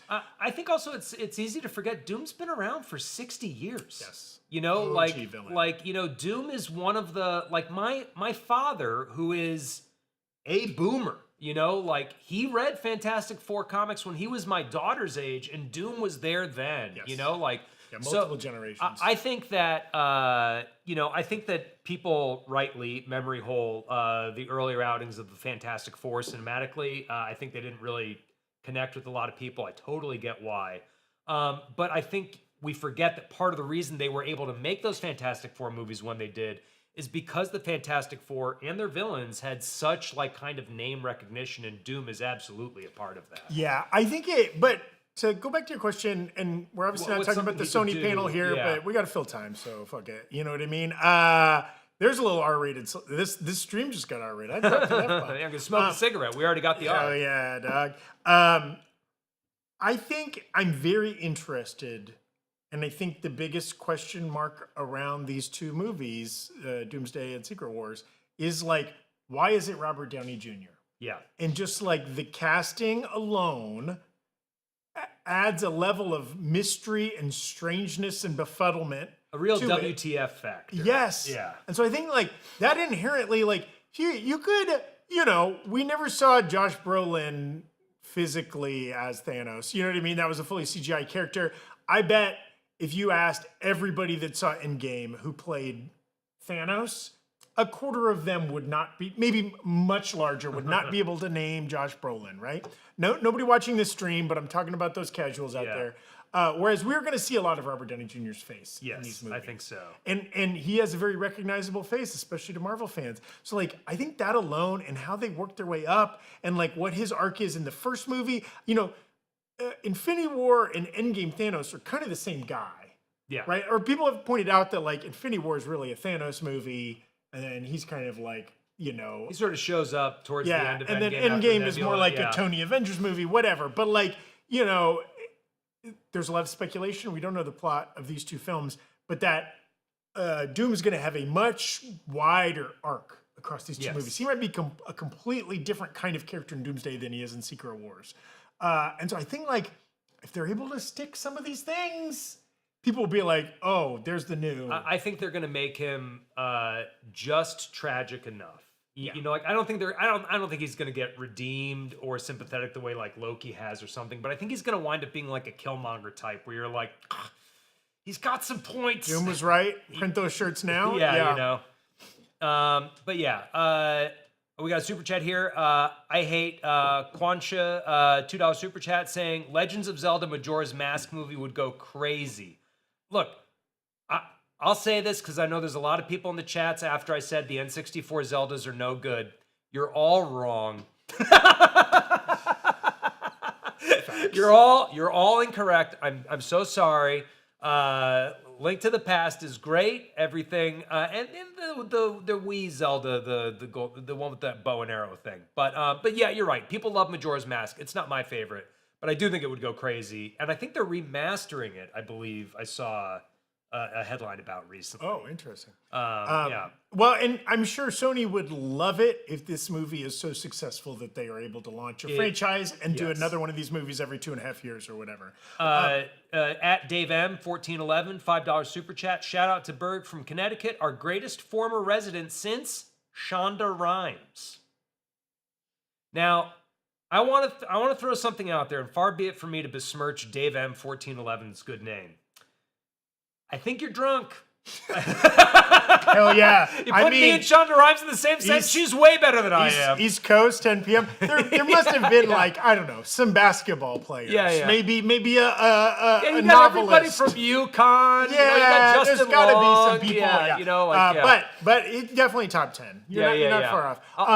Go ahead. Oh, no, I was just going to say also, like, if you're in Connecticut and you're drunk, that means you bought all your liquor at the store before 8 p.m. The blue laws mean you can't buy any alcohol from a grocery store after 8 p.m. Any or day on of the Sundays. week? Any day of the week, 8 p.m.? At some point when I was a kid, they were like, that's too strict. You can buy it until 8:30. Blue laws, it's a weird man. blue law, man. Again, I grew up in a county. The county next to us was 100% dry. So like on the edge of our county were all the liquor stores. Because it's like, those people are still drinking, just inconveniently. Yes. Anyways, I just wanted to do, while we're waiting for more Sony news to come out of this panel, and it's probably going to start coming fast and furious, including Spider-Man Brand New Day, some other things. I want to talk about some friends of ours. Here we go. Curiosity Box. Yes. Voss sent us this curiosity box. And so, this is I believe, is it a monthly or quarterly subscription box? I believe it's monthly, but I'm not positive. We've been having a lot of fun with it in the office. There's a bunch of little nerdy things in here. Uh-oh. I somehow started the auto scroll on the prompter. Well, you find those specific words. So they sent us this box. We're kind of working with them. There'll be a link in this video's description.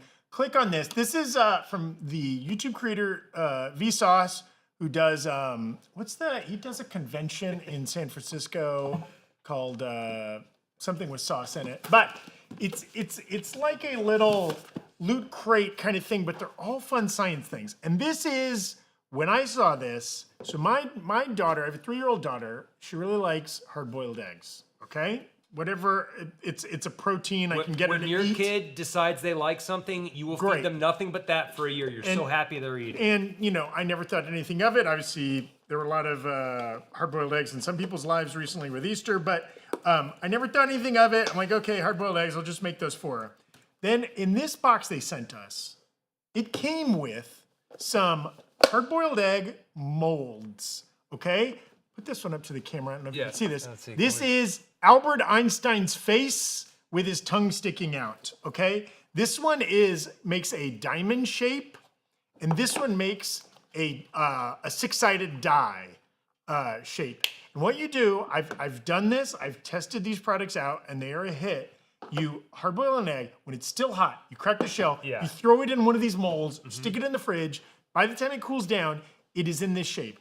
Do you know the kind of parent points you get when you send to a kid's preschool a lunch with a head-shaped hard-boiled egg? Something that shows you've gone the extra step to delight your child. Give them something to show off to the other kids. And this is not a kit that is meant for children, right? And in fact, you wouldn't let a child hard-boil eggs or whatever, right? But children can enjoy from it.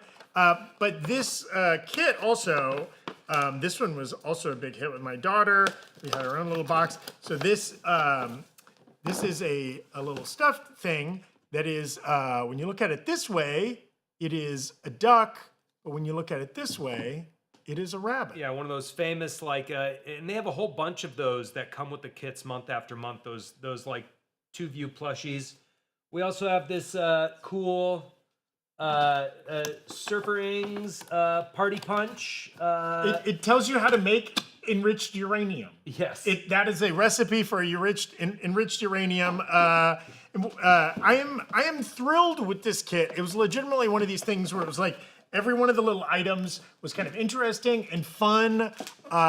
This is my favorite. It's going to be difficult to see from where you guys are, but It's a magnetic pin that's the periodic table in the shape of a snail. It maintains the columns that make the periodic table so useful, so you can see the orbital shells and all that sort of stuff. And it has the different groups labeled. We have the transition metals, the lanthanides and actinides. Weirdly enough, the noble gases are not labeled, but I assume if you're this deep in that you need a different shape periodic table, you already know what the noble gases are up to.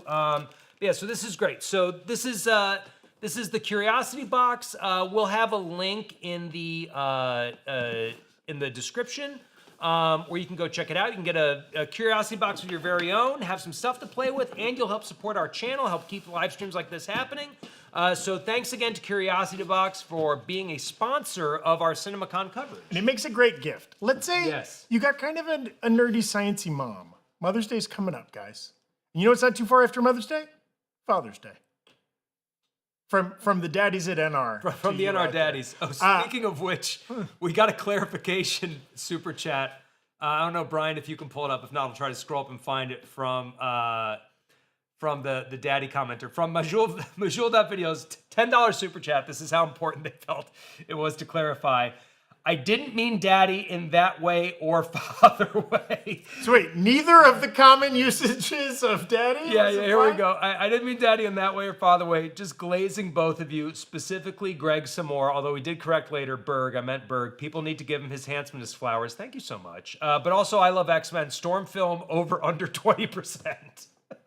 A solo Storm film. I like where your head's at. Under 20%. Didn't they write a whole fake script to give to Halle Berry to get her back on board for one of the X-Men movies? She came out recently in an interview and said something like that she had been given a script that was like a Storm solo You know what? film. It landed on her doorstep the same day that the Catwoman script landed. You could only pick one.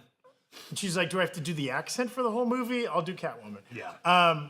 Yeah, I think it's going to be very interesting. What we know, there is a confirmed X-Men movie coming in 2028. It might be the very first Marvel movie we get after Secret Wars. And we don't know anything after that, right? And we don't know what the plan for the X-Men franchise is. Do we just get an X-Men team movie every 2 years? Do they immediately start doing solo films? Probably not. I feel like I would be so surprised if they didn't spin the X-Men off into solo movies, but also, I guess they never really did that with anyone except Wolverine. Except for Wolverine, and the hit rate on those was not 100%. It got really good by the end. The hits are good. The James Mangold Wolverine movies are great. And famous stories of trying to get more of them off the ground, right? But they never did, which was interesting. Yeah. I like that. Will 8989 $5 super chat. Thank you very much. What are the odds we see Spider-Man in the Punisher special? Money line, yes, no, over under 20%, plus 150 with just a cameo. What's the spread? Nice work, Will, 8989. I feel like you came straight from a Barstool stream over to our stream. Yeah, I think that's really interesting. I think, though it might make sense narratively, there's zero chance. Fully under, your plus 150 is way off because Tom Holland cannot appear on Disney Plus. Yes, that's not one of without the big contracts and big money. They have a theatrical deal for Spider-Man in live action, but not a Disney Plus deal, unfortunately. Yeah. And I think what we've been told, and like the footage we've seen from the Punisher special presentation, which came out I think last week or the week before. The trailer for it was last week. That trailer. Yeah. It feels like it is a pretty self-contained story. It is a lot of Frank Castle dealing with demons and things he sees in his head. Yeah. Maybe even we've heard rumors that it's like it takes place over one day. It's kind of like one big fight, shootout kind of sequence. So maybe it makes sense that we wouldn't see kind of the broader New York landscape. Now, it will be very interesting if there's any connective tissue between that special presentation and Brand New Day. Like, does the special presentation end in some way in which the last shot of the special presentation is him getting into the Punisher mobile and driving down after that tank? I would love that. Like how Andor ends and you can go straight into Rogue One. Yeah. Oh, that'd be dope. If you could watch them in direct order. Yeah. I mean, here we go. Okay, Lo-Fi Girl, lore enthusiast, $5 super chat. If you had to choose a Rockstar member to fight Doom, who do you think it would be? And you're saying like a member of our staff. I think a member of our staff to fight Dr. Doom. Now we are a staff of lovers, not fighters. I might say Abby. She just ran a marathon. She's probably the most athletic person on staff. That's true, right? If it's an endurance test, yeah. What manner of fight are we getting? If we're going up against Doom in pub trivia and the subject is marine biology, I will take him down. Latveria is landlocked. He does not have an appreciation for the seas. Yeah, I mean, none of us are gonna have good. I'm certainly he could bring out just one tiny tech thing, and I will say Brian is younger than both of us. Yeah, so I feel like he might, be more robust physically. I try to stay in peak fighting shape, and by that I mean my back hurts when I get out of bed. I was gonna say, just sitting here, I'm like, oh God. That was a great question. Sure, I'll go with Abby. Jessica, I feel like Jessica could put up a good fight. Yeah, I think so too. There is some behind the scenes. It's not coming from the new Rockstars account, but our friends over at Discussing Film have reported a couple things about the Sony panel, specifically that Dwayne Johnson, Kevin Hart, Jack Black, and Zach Kreger are among the talent spotted backstage at the panel. Now, those first three names are for the Jumanji film. Karen Gillan, No Love. She has apparently not been spotted. Maybe she's wearing a bucket hat. I don't know. Or they didn't fly her out. And then Zach Kreger, writer-director of the Resident Evil movie. There's also been a logo for the Resident Evil movie has been released. That's in theaters September 18th. It is... We're getting a new tweet from Erik here. Comedian Nate Bargatze is on stage to lead Sony's CinemaCon panel. He's wearing a tux. Okay. Wonder what the connection between him and this is. Does he have a comedy special? Or does he have maybe a movie coming out? He does have a comedy special coming out, but it's part of Netflix's Joke Fest. It's like Big Dumb Eyes or something like that. We have a super chat, £2 super chat from Blue Monkey MK. Blue Monkey, go to bed. I love your channel and have watched it for years. Thank you so much, Blue Monkey. We appreciate you being here. Okay, so Nate Bargatze is in The Breadwinner. I think that is a movie kind of like built around him, and maybe that is a Sony movie. So maybe he's talking about his own movie too. Plus, he's hosted award shows and stuff like that. Will Forte and Mandy Moore and Colin Yost are also in that. Zach Cherry, Kumail Nanjiani. Wow, quite the cast in The Breadwinner. Okay. It's not just like the Burt Kreischer movie or something like that. No offense to Burt Kreischer, but also offense to Burt Kreischer. We've got, while we're waiting to see what Nate Bargatze is saying, super chat $2 from Katie Ann, 8107. Rogue and Beast casting rumors. Now, is not Beast going to be Kelsey Grammer again? Well, so in Doomsday, it is Kelsey Grammer, but Jeff Snyder of the Hot Mic podcast and the In Snyder newsletter has been teasing that he has heard he has heard who the casting is going to be, and it will be coming out soon. He specifically has cited that Peter, what's his name? But Dunk from Night of the Seven Kingdoms is going to be cast as Beast, which is interesting casting. That actor is like 6'8". Yeah, that's a huge. So he's a very large man. But like, you know what I kind of like about that? If we spend a lot of time with Beast pre-blue fur transformation, you need somebody whose physical stature can kind of convey Beast-likeness. Yeah, like I thought Nicholas Hoult was great as Beast, but he wasn't imposing. Yes, and this gentleman, Peter Laffey, I think is his name. I'm forgetting his last name.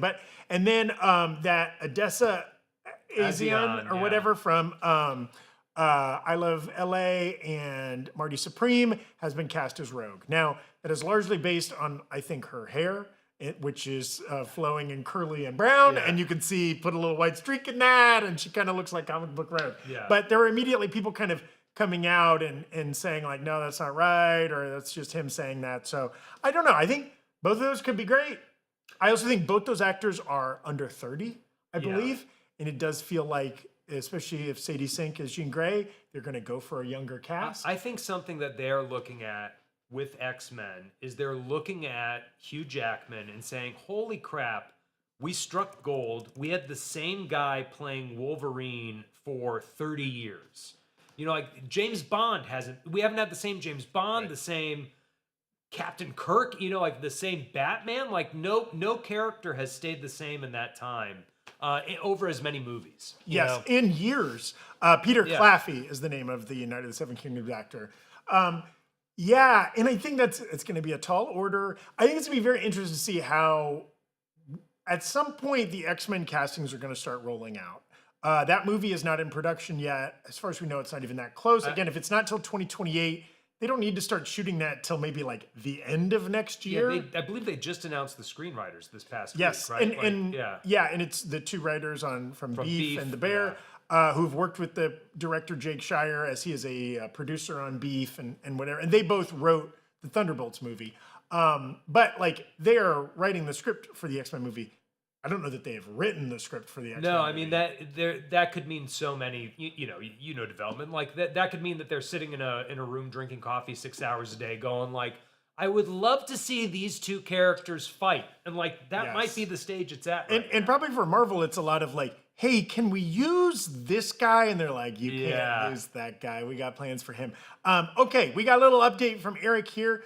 Now on stage at the Sony presentation at CinemaCon 2026 is a presentation by Barco, co-sponsor of the event, and HDR Company, who played a goofy short film about a woman who goes through a door from a muted color world to a vibrant HDR world. Also not tweet worthy, but it's what's going on right now. So this is the equivalent of the like Dolby surround commercial you see before your film begins. Yeah. Sounds like Sony is getting some preamble out. Buttering I'm them surprised up. they don't have Maria Menounos out there just announcing this stuff. Guys, subscribe to Heel Squad. Maria needs it. So more not news. A couple things I wanted to touch on, Berg. We were talking a little bit before. So there were two smaller panels earlier today three from smaller studios. Studio Canal, which is a French film company. A lot of times when you watch a foreign film, you might see their little logo pop up. But they also make English language stuff, including they are the driving force behind the Paddington franchise. And they announced that there is a fourth Paddington movie in development. Yep. As having seen all three Paddingtons and really enjoyed them, Paddington Peru, saw it in the theater. Sounds great. I trust them. And then two things. I have takes on both these. They announced kind of reboots, reimaginings of two older films. They are rebooting Escape from New York, and they are reimagining Joe Dante's The Howling, a werewolf movie from the early 80s. Yeah, it was like 81, right? Yeah. Like, I think it's pre-Gremlins. I think you're right. I think it's pre-Gremlins. Yep. It might be post-Piranha. Okay, yeah, probably. I can't remember, That's probably I can't remember the timeline. timing of that in Piranha, but same era Joe Dante. Here's my thing on. I've recently rewatched Escape from New York. The John John Carpenter. Carpenter's Escape from New York. He later made Escape from L.A. John Carpenter is ripe for reimagining. A lot of times people say when a movie is great, never remake it because it's already good and whatever. John Carpenter's movies are good, but they are very of their era. Yes. Escape from New York is a lot of fun. It looks like they spent $132 on it. Oh, I think that's given. It's on the top end. Yeah, It's on the top end. He was literally like duct taping special effects and and it's supposed to be set in this like technological future. And like he does amazing work given the constraints. Oh, it's so fun, but you can see it. Yes. Yeah. And it is a classic premise of New York has been turned into a prison island, but the president has been shot down in there, and we've got to send in the world's biggest badass to pull the Snake president Plissken. out of a prison island, New York. Yeah, that's fun, right? It's And crazy then high in concept. Escape from LA, he's got to save the president's daughter, I think. Yes, right? from LA has become a prison Yes, island. because there was an earthquake and it fell into the Escape sea. from LA doesn't work nearly as well, but I think that is a perfect thing for reimagining. A lot is going to depend on the casting, who plays Snake Plissken. One who's directing it. Yes, you got to get somebody who's fun, who knows action. Yeah, I was gonna say like I don't want it re-envisioned as like a gritty. No, you don't John Wick this. You don't John Wick this. You also don't Jack Black this. You know what I Yes. mean? Like it's got there's a certain level of Carpenter. Like I think of They Live as like B tier Carpenter that is also somehow like pure Carpenter. Like It's campy, it's goofy, it knows what it's doing, it has a sense of humor about the absurdity of its premise. But it is not winking either. It's not winking. Yeah. It's like Kind of dead all serious in. about its very ridiculous Yes, premise. it's yeah. so good. But yeah, I think someone who could do that with Escape from New York, I would watch that, Yes. hands down. And The Howling, I've seen it once, but I'm less familiar. And again, I also don't mind that because for me, and I know there are people that love those 80s horror movies, what's the Fright Night, The Howling, The Hunger, like a lot of those type of movies. I don't hate reimagining those because again, a lot of the special effects do not hold up to modern valences. And like when things like visuals take you out of a movie, it also cuts the tension and the scariness. Yeah, of you the want to movie. stay in it. Not for everybody, but for me it does. So I could see that working. Also, Studio Canal's like they got a Danny Boyle movie about a young Rupert Murdoch. Fun. There's a Eli Roth horror movie called The Ice Cream Man. The trailer for that is out. You can go see that. And then I do love this. I don't know if this is going to be a good movie, but they have a Taron Egerton movie called Everybody Wants to Fuck Me. Now, hang on one second. This is a hilarious place to break off. Sarah Hatchadorian, who I rarely believe, is telling us that we have a look at the Spider-Verse photo, a Spider-Verse photo over on Discussing Film. Brian, is it possible to pull that up on the big screen back here behind us? Okay, I've got, well, on their Twitter, they do not have it up yet. They do have a tweet that says the team behind Beyond the Spider-Verse are backstage at CinemaCon. Turn on notifications. Okay.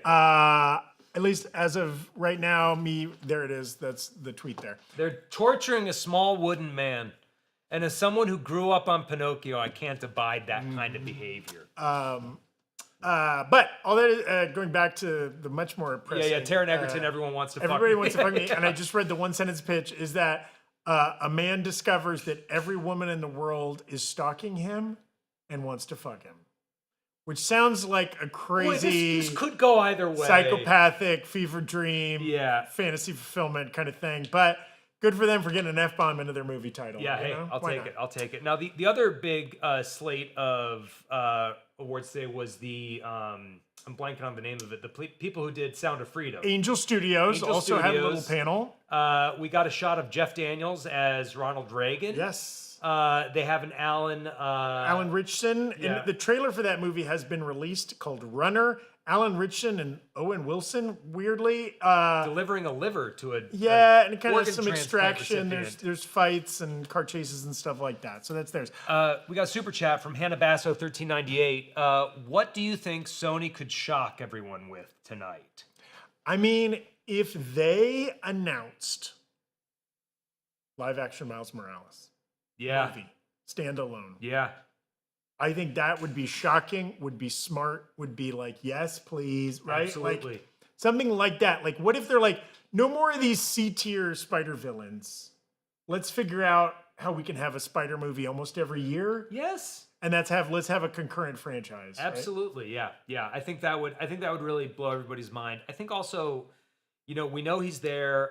Zach Kreger, coming off of Weapons, I think kind of has a golden ticket for about a year. Yes. At least. I think probably much more. I'm really a fan of his. But I think he could come out and be like, yeah, you know what? We're going to do 4 Resident Evil movies. Or, like it's possible we get some kind of Kregerverse announcement. We know that they're working on a prequel to Gladys using a lot of material that was originally supposed to be in Weapons that was cut for time. So that won't be a surprise so much as a confirmation of maybe what the direction of that will be, the flavor of that will be. But I think we could see some big Zach Kreger news even beyond Resident Evil tonight. Yes. Yeah. His 2 announced projects on IMDb, he only has the Gladys kind of prequel and Resident Evil, and he's listed as director for both. I don't know that that there could be kind of like a James Wan style thing of like he becomes a producer, he kind of hands it off, something like that, or maybe like this guy's like, yeah, I'll just direct 1 movie a year every year. Eat shit, Jordan Peele. You know what I mean? Eat shit, Terrence Malick. I don't know. Name somebody else that takes a long time to make a movie. Tarantino? Yeah, Tarantino's like, I'm Tarantino. gonna make 10 movies, that's it, Yeah, Kreger's like, I'll make 10 movies this decade. Yes. Dummies. Yes. Love it. Okay, real quick. We got another super chat here. Angel Garcia, 6892. I think there is a huge chunk of the general audience that only know Doom from the first 2 Fantastic Four movies and not his comic book lore, woe be unto they who know him only from those Big films. Julian McMahon stands out there. Yeah. Okay. R.I.P. Everyone Yeah. go watch The Surfer. What was his final movie with Nick Cage? It was I great. think that was it. Yeah. $5 super chat from ISJ1394. Not a question. I just want to say thank you for everything you all do. I look forward to your content every day and appreciate how hard you all work. We are not nurses or first responders, but we will take your thanks. Thank you, ISJ1394. Hey, you know what? The placebo effect is real, Berg. And I fully believe that if they believe we are making them healthier and feel better. I'll take it. Yes.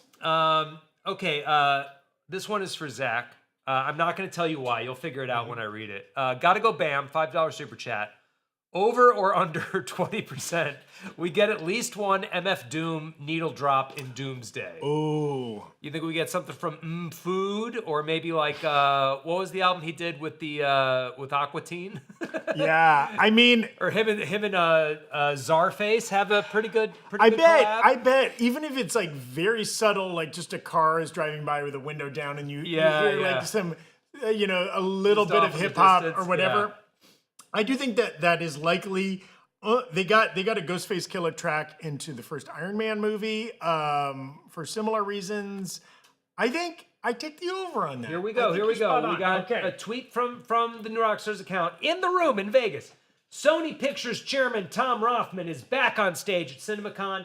He predicts 2026 will be an Olympic-level year for all studios. Tom, 2028 is Olympic. Yeah, please. Yeah, LA 28, please. baby. Good luck getting a $28 ticket. While admitting admissions are still recovering post-COVID.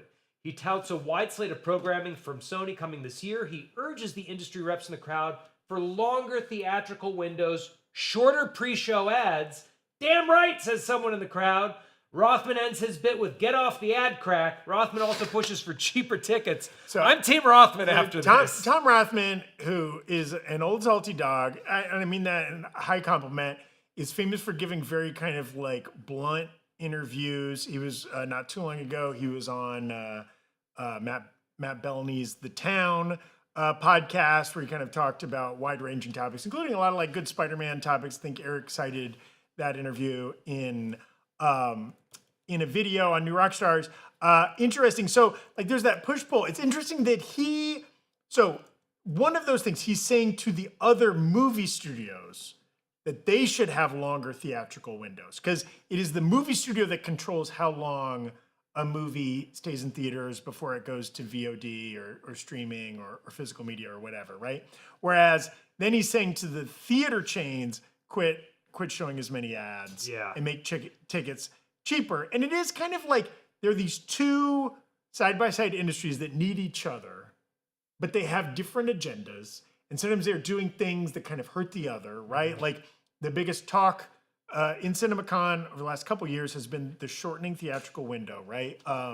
During the pandemic, that got shrunken and it hasn't come back for a lot of different studios. How long they go from when a movie is released in theaters to when it is available for paid purchase at home. Universal famously has cut that down to like 17 days. For some movies, like 2 weeks and change. Disney has kept firm by like, I think 60 days at a minimum. And for some of their movies, Well, and they got in longer. trouble for that with ScarJo. Well, yeah, Yeah, the pandemic for Black Widow. And all, but so like there's push-pull and it's different by every studio. But Universal has announced they're trying to get back to having it be longer. That'll help the studios. Now, the chat is saying that Brand New Day is being showcased right now in the room. So, let's see. Here we go. Sony's CinemaCon panel begins with an update about Spider-Man Brand New Day. Tom Rothman says, Brand New Day is the biggest thing we've ever made, but it feels like nothing we've ever made. Rothman boasts that the Brand New Day trailer is the most viewed trailer in their history with more than 1 billion views in a week. Yes. And there's an interesting strategy on that trailer, too. They released it on like 7 different accounts. Like the same day. The 2 seconds of like the TikToks the day before, they released like GIF length. Yeah. Clips of I mean, it. I don't know how they're counting up all the views, but again, they added up like it's like Sony Gaming, Sony South America, Sony India, or whatever, Yeah. right? Like all the different ones. But also, We have a scene incoming. Tom Holland is on the stage at CinemaCon right now, not in person, but as a pre-recorded projection on screen standing beside Tom Rothman. Tom Holland calls Spider-Man Brand New Day the most grown-up Spider-Man movie they've ever made. Spider-Dong confirmed. whoa. Whoa. I may be reading between the lines. Whoa, grown up. Spider hole confirmed. We're getting genitalia. Tom Holland basically said as much. Grown up, more like bricked up. Last year Tom Holland also sent in a video of like from the set of Brand New Day. So this year he's sending in another video. Maybe he's popping a beero wherever he's at. We're seeing chatter from you, the chat, that there is a poster up somewhere. We're maybe discussing film, Brian, if you can pull that up. Give it a refresh, see what's going on. Here we go. New posters for Spider-Man Brand New Day.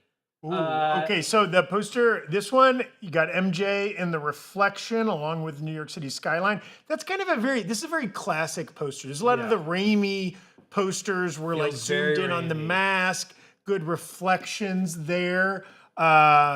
Very cool. Can we look at the next image? And then this is kind of straight from the trailer. None of these are showing dong. It's weird. I feel like Well, technically, there's multiple dongs in this poster. They're just not covered facing up. the camera lens. Yeah, interesting. This highlighting of the hand images, which looks sick. Yes, they are look so good. cinematic looking. Yeah. They're so cool looking. I love the flowing robes. Like you can just see so much motion even in the color, still shot. Yeah. Yeah, all the red. I really like that. Yeah, these are great posters. Yeah, that's great. And presumably they're dropping a scene. Now, I have to imagine that scene will hit YouTube very soon. Maybe not tonight, maybe not while we're streaming. But you can bet your boots if it does, we will be breaking it down on the channel. Probably, knowing Erik, I'm sure he'll have a script done by like 4 a.m. and I'll wake up to be like, hey, we need this bacon to eat, or whatever. Okay, also we've got Iron Maiden trending, which is good to know. Sarah Hatchadorian with a $5 super chat. Over under 20%. Berg's daughter delivers him a sick burn before we get CinemaCon Doomsday news. Absolutely over 20%. If he were looking at his phone right now, he would be burned. My daughter burned the Artemis astronauts on landing. She was texting me live as it was happening. She's like, "Are you watching?" I was like, "No, I forgot it was happening. I'm reading a book." And she was texting me like, they won't get out of the dang spaceship. Get into the dang boat already. Who cares if you fall in the ocean? She's such a weird, crotchety prospector. I don't know how it happened. I'm thrilled about it. But yeah, so I'll definitely get a burn. Might not be about this. 279, a super chat from Canada. Our prayers were heard. Our prayers are being answered by Jamoka34. What are we getting today? We're getting Spider-Man. We'll have more Spider-Man news on what this scene is soon. I'm sure Erik is typing as fast as he can. And a recap, because we've been going for an hour and a half already. Yes. Other things we're expecting. So we're in the middle of some Brand New Day news presentation, whatever is coming out that we are going to relay as soon as it comes in. We are also expecting maybe some Beyond the Spider-Verse news, updates, footage, something about Jumanji 4, something about Resident Evil, possibly something about these Beatles movies, possibly something about this Insidious sequel. Who knows what else they squeeze in before the end of this panel. We still have upwards of an extra hour left. Yeah. Lo-Fi Girl Lore Enthusiast, $10 super chat. Thank you, Lo-Fi Girl Lore Enthusiast. What are the odds we see Maya Lopez in Daredevil Born Again Season 3 over under 20%? I don't know. They're so busy not showing us the Defenders. I don't know if they they won't. They will not show us Echo as well. Yeah, Season 3 feels a little overstuffed, in my opinion, at this point, 4 episodes in. So I don't think we're going to get Maya Lopez. I don't think that was I think Marvel kind of sandbagged that one promotionally, but I think they did the same thing to Wonder Man, and Wonder Man popped off for them. So I don't think that's a character that has the pull to come back, more so than the Defenders, who are already swirling with rumors around it. Old friend Yuka Prieta sending in a super chat. It needs more Spider Dong. I mean, cowbell. Hee hee. Could use both. Could use both. Technically, posters, it's really hard for them to incorporate cowbell into a poster. Yes, it's traditionally not the right medium for something that is known for its acoustics, but we're always pushing the boundaries of what's possible with art. It's like dancing to architecture. It's really hard to Yeah, listen to a poster. Yeah. Okay, Steve LH86, $5 super chat while we're waiting for more Spider-Man news. What are the odds Punisher's one last kill is taking out Fisk? Over under 20%. I'd say under. I think under, yeah. I'd say under. Yeah, it does feel like, especially knowing that Brand New Day Season 3 is already underway, I wouldn't mind if they moved away from Kingpin in Season 3 and introduced a new foe, but it doesn't seem like we're on that path. I like Vincent D'Onofrio so much. I think his performance as Kingpin is one of the strongest parts. For me, what I want from Daredevil is more stuff like the Bullseye Diner scene and just more Kingpin beating the crap out of guys. Sure. Like the rest of it, I'm fine on, but if we lost Vincent D'Onofrio, those would be pretty big shoes to fill. Yeah, I agree. Maybe we move out beyond him being the mayor and get back to him being a gangster, get back to maybe. Yeah. Blue Monkey MK, £2 super chat. Do you want the next Wolverine to be smaller? Hell yeah. Give me Peter Dinklage's Wolverine. I'll take it. Give us the short king Wolverine. Not that. It doesn't have to be Dinklage small, so Dinklage might be too old at this Dinklage point. is too old, yeah. Yeah, I mean, we earlier were talking about Taron Egerton. That's somebody who people have been fan casting as Wolverine for a minute, as he is a kind of a stocky gentleman who is under 6 feet tall. I don't know his exact height. Yeah, I mean, a lot of people question the casting of Hugh Jackman when he was initially cast, as he is well over 6 feet tall and is kind of a lithe-framed gentleman. I think nobody questions it now. He has embodied that role so well. Absolutely. But it would be nice. Also, it is going to be a tough ask of anybody. There's already been 3 actors that have played Spider-Man. There's already been like 4 different people that Now, hang 5. on. Oh. We're getting some chat saying that Discussing Film has a scene description of the Spider-Man scene. Brian, if you could refresh the Twitter page, s'il vous plaît. Okay, I've got Discussing Film up. Here we go. We got a scene description here. Ned thinks the true identity of Spider-Man is either Flash Thompson or Mr. Harrington. Interesting. Sounds like a joke piece of footage was shown. Funny. Maybe a scene from the... Okay, here we go. Straight from Erik himself. Spider-Man Brand New Day scene description from Sony CinemaCon. It begins with Peter seeing Ned in the bodega. Peter hangs up the phone and watches as Ned buys 2 mini kegs of Green Jackal beer. Peter follows Ned across the street into an apartment party. In the party, no one knows who Peter is, but a stranger gives him a beer cup. Peter goes into Ned's room and finds his Chewbacca Lego figurine. On Ned's research wall, there are headlines about a parkour prodigy and a skyscraper squatter arrested for the 8th time. Peter then meets Ned, who tells him about a spider tracker app that he invented to help him track down the identity of Spider-Man. Ned says he narrowed it down to 2 people, Flash Thompson and Mr. Harrington. Then Zendaya as MJ comes in and makes her friendly neighbor comment that we saw in the trailer. We find out that MJ has a new boyfriend played by Iman Esfandi. Peter sadly watches them kiss. Ned asks MJ about a job she interviewed for. She got the job but turned it down because it was a soulless corporation. Erik says, parentheses, Oscorp. That's him speculating. That's him speculating. Me speculating. Shortly thereafter, we see Spider-Dog. Whoa! I mean, he's at a college party. Yeah, I feel like that they he's often got a cup of beer. There's a couple pony kegs. They often make an appearance in those kinds of situations. But first off, this is Erik Voss, who is in the room at the Sony presentation at CinemaCon, and whose stenography skills par excellence. My man is capturing it all in real time as he watches. He has done a lot of breakdowns and watched a lot of scenes of a lot of movies where he has needed to capture the dialogue. So this feels like, this makes a lot of sense. This is an extended scene. We already saw a big chunk of this in the trailer, right? So this is maybe just kind of the full scene that we saw pieces of in the trailer for Brand New Day. We're just kind of getting it's in its entirety. I do like that. So I love this is setting up a world in which Ned does not know who Spider-Man is. Doesn't know who Peter is. Doesn't know that Peter is Spider-Man. Yeah. But Spider-Man is still a known person. But I love, like, why is he citing parkour prodigy and a skyscraper squatter arrested for the 8th time. Like, are those other names for Spider-Man? Maybe. It seems like those would be separate from Spider-Man, right? Like if Spider-Man is known, unless Peter's running around without the costume on for some reason.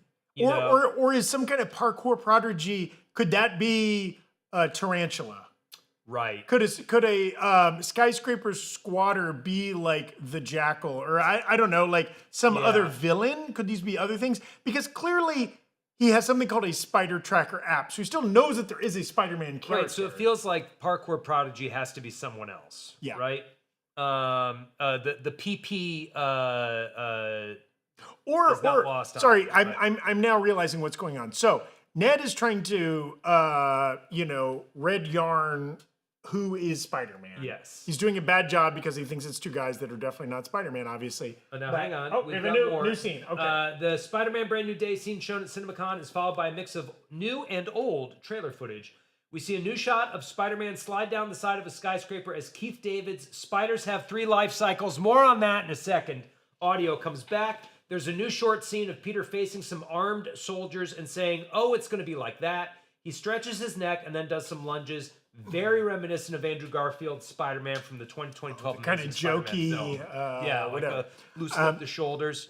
I was just going to say, going back, and then I want you to go off on Keith David spiders have 3 life cycles. Oh, I will. I think that original tweet, the Ned quote there, so right, Ned is trying to conspiracy wall figure out who Spider-Man is. So he's doing research on characters that could be good suspects to be Spider-Man. So he probably has an unrelated parkour prodigy. That guy might be Spider-Man. Or somebody that is breaking in and squatting in skyscrapers. That could be Spider-Man. They're like likely candidates. I'm assuming that's what that language means. Now, what were you going to say about Spider-Man? Real quick, we got Sony showing a trailer. Now, Sony has moved on from Spider-Man, so I'll give this update, and then I'll go back to complaining about the way life cycles are being used here. Sony has showed a trailer for Insidious Out of the Further, coming August 2026. The trailer is coming out publicly online soon. Super frightening, so we'll keep an eye out for that. Now, again, this could have been a misprint by Erik. Seems like Out of the down. Future. Yeah, Insidious, we were just praising his stenography. Out of the Further is an awful movie title, but okay. We were just praising your stenography skills, Erik. Don't make us take it back. Okay, here's the thing. There are life stages, which are different from life cycles. Spiders have 2 life stages. They are generally an egg, and then they are small larvae, which grow into adults. They don't metamorphose, right? Like, as opposed to something like a butterfly, where there are several larval instars, and then the larva pupates into a butterfly through a process of metamorphosis. The term life cycles is very close to life stages, but is being used misleadingly here. And even if they were saying life stages, it wouldn't be technically correct for that kind of arachnid. So anyways, that's a very minor point, but it's going to be driving me nuts between now and July 31st or whenever the movie comes out. So expect this to not be... I'm going to show up sometime with a spider textbook, and I'm going to be holding it open going, see? Natural Lives of Spiders, Princeton University Press. Check it out. The trailer, Insidious Out of the Further, is out and is available. I just shared it with you there, Brian. And that is the real title of the movie, Out of the Further. Now, I'm not familiar with Insidious lore. I didn't see the first movie. So maybe the Further is a known thing. It's a known location or something like that. But that is not a... Further is that's an adjective or an adverb? I don't know. Here we go. Zach Kreger. Man, they are flying through these now. A lot of prelude, but now they're just knocking them out. Okay, Zach Kreger, director of Weapons and Barbarian, is on stage at CinemaCon to talk about his upcoming Resident Evil film.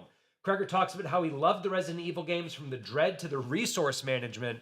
My girlfriend is currently playing her way through the entire Resident Evil franchise. She was playing Resident Evil 4 when I left the house. Then she came here to see some kittens. Then she went back to playing Resident Evil 4. She's played through Requiem like 3 or 4 times. The resource management is key. For those of you who don't know the series, it's a lot like Diablo 2, where you have like a certain number, it's like a grid, and you have to like really organize your suitcase or whatever it is in whichever one you're playing. But so I'm curious to see how that translates to the big screen. Yeah, that's a rare thing in video game adaptations where they really play with the resources. Yes. real quick, as we wait for further updates that are coming fast and furious from the Sony panel, Carson Robinson sending in a super chat. Over under 20%. Will we get Flash or Betty in Brand New Day? I would say over 20% on Flash, under 20% on Betty. Yeah, I don't know. She has not been a prominent part of the franchise, but Flash is yet to miss a movie, and I think even the fact that Ned was already quoting him, feels like he will show up. Yeah, he'll show up for sure. Okay, great. Yuka Prieta saying, should Daredevil season, $2 super chat, thank you. Should Daredevil Born Again season 3 be like Captain America Civil War, but with Defenders? Interesting. Like two different sides of Defenders? Like some of them side with Yeah, or maybe Kingpin? just like, various superheroes disagreeing about the right way to dispense vigilante justice. I don't mind that. No, I Yeah, don't mind could that be kinda either. Fun. It feels, Matt's always so torn about what the right thing to do is. I think a little bit of that is built into the character of Daredevil, but I wouldn't hate seeing more of it. I want to go back, though. We'll keep refreshing as we might get some Resident Evil news here. Omalore, I think I'm saying that right, sent in a super chat a few minutes ago. Crazy theory number 2. After Doomsday and Secret Wars make $2 billion each, we should be so lucky. Marvel buys out Spider-Man, then makes Deadpool 4. Deadpool kills the Sonyverse. Sonyverse killed itself, my man. Didn't need help from Deadpool. Well, that's true. Sony will never get rid of Spider-Man. Again, that is their number one franchise. That is their top IP. Yep. They would be basically giving up on movies if they give up on Spider-Man. So, there's a price for everything, but the price is probably too high. Also, deep down, I know people have gone back and forth on this. It benefits Marvel that there is another major studio making Marvel movies. Yeah. I think, right? Like, they can marshal their resources, especially with Spider-Man being the top priority for Sony. In theory, they are going to always try to make those movies as good as they can because so much is riding on that being a successful franchise. And like, even though Spider-Man's kind of arguably the most popular superhero ever, Marvel has so much else to think about. It kind of maybe helps them that they don't automatically have a Spider-Man tentpole every 3 years. Well, I think it's Marvel gets to have it both ways, right? Like if a Sony movie pops off, like the Spider-Man movies do, Marvel gets to go like, hell yeah, that's a win for Marvel. If they don't, like, Morbius and Madam Web and, Craven don't, Marvel can just wash their hands of it. Like, so it's all upside for them. Speaking of Morbius real quick, on Friday, April 17th at 7:30 p.m., New Rockstars will be doing a live show at the Upright Citizens Brigade Theater in Los Angeles, doing a staged reading of Morbius. If you're in the LA area, there's a link in the description you can click to get tickets. If you're not in the LA area, you can still get tickets because we're going to be doing a live stream. Both the show and the live stream will happen this Friday at 7:30 p.m.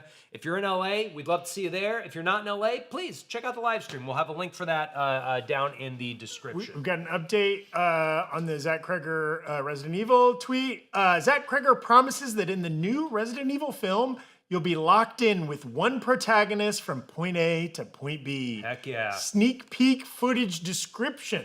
A stranded driver, Austin Abrams, who played the drug junkie addict in Weapons, walks through snow up to a deserted farmhouse asking for help. The phone line is disconnected. Ooh. We see the driver run out to the barn, loads a shotgun, goes down a tunnel, and sees an obese zombie. Other shots of limbs angling out of a doorway and zombie bodies raining from rooftops and smashing on snowy cars as Abrams runs through the chaos. Coming September 18th, 2026. Love it. Again, it's been described as Mad Max Fury Road meets zombies. And I'll tell you, after playing Resident Evil Requiem's motorcycle level, like, that formula works. The motorcycle level in Resident Evil Requiem is one of the best action set pieces in a video game, maybe since Uncharted 4. Like, certainly there's stuff in Last of Us Part 2 that's up there, but it's great. So that's the vibe. I'm on board. Yes, and this movie has an interesting, cast. The fact that the star of this movie is Austin Abrams, who is an excellent actor and was great in Weapons, but is not typically hired to star. Not a leading man at this point. Major studio movies. Yeah. The other actors in it are Paul Walter Hauser, role as yet unannounced. Recently seen as Mole Man in Fantastic Four: First Step. Also, just on my drive here, and on a poster for a movie called Balls Up with Mark Wahlberg that's coming out on Amazon. There's only 5 total cast members listed on IMDb. Zach Cherry of Severance and Do a Flip, great comedic actor. Callie Reese, I believe is how you pronounce her name. She was the other cop opposite Jodie Foster in True Detective North Country. Oh, the one set in Alaska. Yes, she is the great. kind of native. I believe she's part native, part Oh my god, watching indigenous, her kick a part zombie's black. ass sounds fantastic. Yeah, and she's like a former MMA fighter, so she's a badass.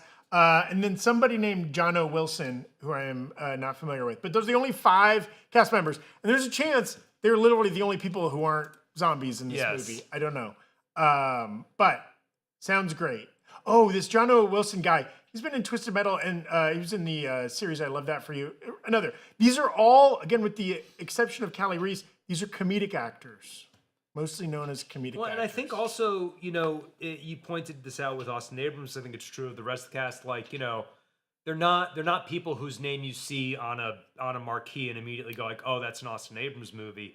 It is going to be a Zach Kreger movie. Yes. And I think even more so than Resident Evil, that's what's selling it is his vision for what the what a 2 horror things movie that would get be. you in the theater are from the maker of Weapons and Barbarian Yes. and Resident Evil. And maybe you only need one of those to get you in a theater. Yeah. I think people who don't know what Resident Evil is, or like maybe only know the Uwe Boll movies, like Yes. And I saw the first Mia Jovovich one, and then I was pretty good on the rest of the you're franchise. okay, I'm good. you're okay. I've never played any of the games, but I'm seated. September 18th. Also, a lot of people complained last year there weren't enough scary movies released around Halloween. Yeah. September 18th, you're still over a month out from Halloween, but thank you. Put out scary movies in the fall, Yeah. Okay. Great. Let's see. We have a super chat here from Jason Todd, X1H. $4.99 donation. Thank you. Which movie do you think will make fans cry the most? I think there's a chance that Brand New Day has like a major death in it. You think? I mean, they got us with you think they're bringing back Marissa Tomei to kill her again? But sadder? Sadder this time? It's a Resident Evil crossover. She comes back as an obese zombie. Umbrella Corp has some weird worm jutting out of her head. She's Lady Dimitrescu. I mean, I think Doomsday, especially if you're a viewer of a certain age, will be biologically designed to tug the heartstrings. Yeah. If I have to watch Sir Patrick Stewart die on screen one more time. Along with Ian McKellen. And, I mean, they're going to be 2 gentlemen proving- who, knock on wood, are going to live healthy, hearty lives for many more years. But right there, just the 3 seconds from the trailer made me sad. Now, I don't think most people care about this. Sony unveils the trailer for Taika Waititi's film adaptation of Clara and the Sun, starring Jenna Ortega and Amy Adams. Clara and the Sun is a book by Kazuo Ishiguro, who wrote Never Let Me Go, Remains of the Day, The Buried Giant. It's a very literary sci-fi. Taika Waititi's an interesting choice for this. The 1-sentence description of this movie's plot is: a robot girl designed to prevent loneliness tries to save a heartbroken family of humans. It's so much darker than that. The book is worth reading. I recommend the book. It's not my favorite of his, but it's good. But it's not, given Taika Waititi's oeuvre, it's not something that I think lends itself to his particular kind of whimsy. He'll do a Jojo Rabbit with some more, or even The Boy, I think was Wilder People. Yes. Hunt for the Wilder People. Those still have silly elements, but also some real grounded emotional elements. The rest of that, Amy Adams, Natasha Lyonne, Jenna Ortega, Steve Buscemi in that cast, and Simon Baker. Very interesting. Haven't heard a lot about this movie. That's interesting. I mean, I really like the book. Taika Waititi's an interesting choice. Amy Adams, in my opinion, can do no sci-fi wrong after Arrival. Her inclusion in this, I think, is a hugely positive sign. I imagine she has to be playing the mother, Jenna Ortega as the daughter, and probably also the robot. But that's interesting. How do you pronounce his name? Kazuo Ishiguro? I think Kazuo Ishiguro. He's also listed as one of the writers of the movie. Now that could be just based on a work WGA, by, but interesting. Never Let Me Go. Ooh. Now, I've never seen the movie, but the book is incredible. The movie, I haven't read the book because I can't read, but the movie was, I Yeah. really enjoyed that. That's what I've heard. That's early, a young Andrew Garfield, a young Carey Mulligan, a young Keira Knightley, Yeah. I think was the cast back then. Ooh, talk about a tearjerker. Yeah, I mean, the book is devastating. And Clara and the Sun is very much in that same mold of very literary, very, it's not high sci-fi. It feels almost more like a Ted Chiang story. It's You like know. a less gimmicky Black Mirror episode, but like if Black Mirror was just designed to make you cry. Yeah, if Black Mirror was like, if the goal of the Black Mirror episode was for you to pick up the phone and call your parents and be like, I don't say this enough, but thank you. Yes. You know, like Yes. that's kind of the vibe of Clara and the Sun. Yeah. That's really interesting. I'm so curious. I'm so curious what that movie's going to be. We got a super chat here. Oh, do we have news? No. Oh, no, I was going to say super chat. Yes, from Chase Quinlan, 5010. Theory, over under. On Miles Warren, that's Keith David, Jackal villain using Green Jackal Brewing to spread his Spider Island carrion mind control virus. Under. Yet to be confirmed that Keith David is playing the Jackal, having a Green Jackal beer. Could be a reference to the Spider-Man villain, the Jackal, or it could just Be a fun Easter egg. maybe a combination of green apple cigarettes. We're getting a couple things happening at once here. Okay. The chat is saying we're getting some Zelda being shown. Eric's Twitter is saying, or Rockstars Twitter is saying, Sony shows an early look for Godzilla -1 director Takashi Yamazaki's Grand Gear, produced by J.J. Abrams. I got really excited because I saw Godzilla and I thought it was going to be the trailer for New Godzilla. This but is not it's something till else. Something February of else. 2028. So multiple CinemaCons before this movie comes Yes. out. And then Sony announced at CinemaCon that they've wrapped production on The Legend of Zelda. They've wrapped. It's coming not till May of 27 or a little over a year from now. No footage shown yet. But I guess they got it in the can. Yeah, I'm very curious to see. There's so many. One of the things Nintendo does with Zelda that's fascinating is they are utterly unconcerned with continuity between any of the games, save for sometimes they'll do like kind of a sequel-ish game, like Majora's Mask and Ocarina of Time have a lot of connective tissue. Obviously, Tears of the Kingdom and Breath of the Wild have a ton of connective tissue, very direct sequel there. But because of that, because there hasn't really been, in the way there is with like the Resident Evil games, this kind of interesting through line, it's very possible that this movie is something that's in dialogue with multiple different games from multiple different parts of Nintendo's life cycle. I'm really curious to see. Sony announces they're making a Bloodborne movie, rated R. Oh! Gamers, get up. We're eating good. We got Elden Ring from Alex Garland, and now we're getting Bloodborne. Hell yeah.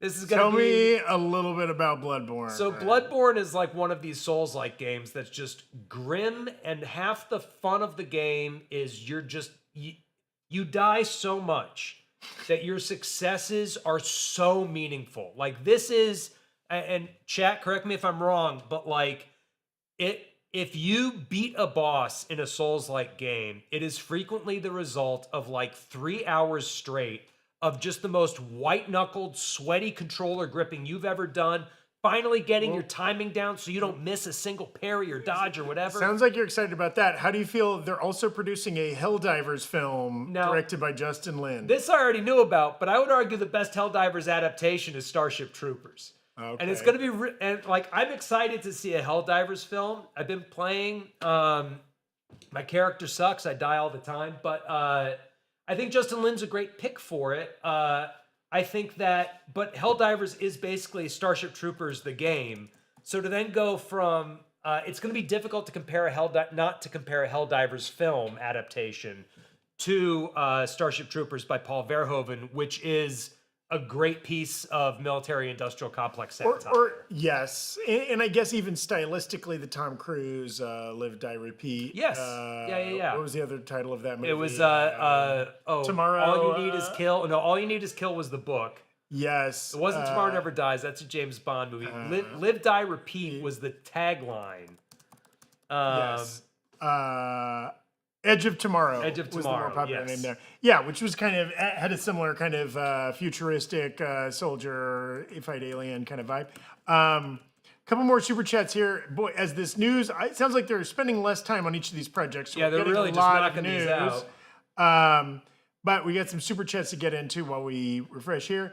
Sad Ace 21, hoping someday we get a Diablo movie. The only good way to do a Diablo movie, I'm telling you this now, is John Wick, but with swords and demons instead of guns and Russians. Like that's what it would have to be. Yeah. It's got to be Diablo 2. You start off in Tristram, you fight your way down. Maybe there's some Nephilim who show up at some point. You get Deckard Cain going, "Stay a while and listen." Like that's got to be what it is.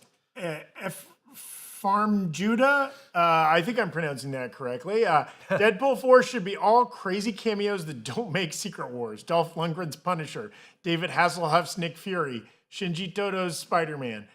Boy, the blank stares in the theater when some of those folks show up in costume. Though I do like the idea of like it's the leftovers. Yes, that's I like that fun. a lot.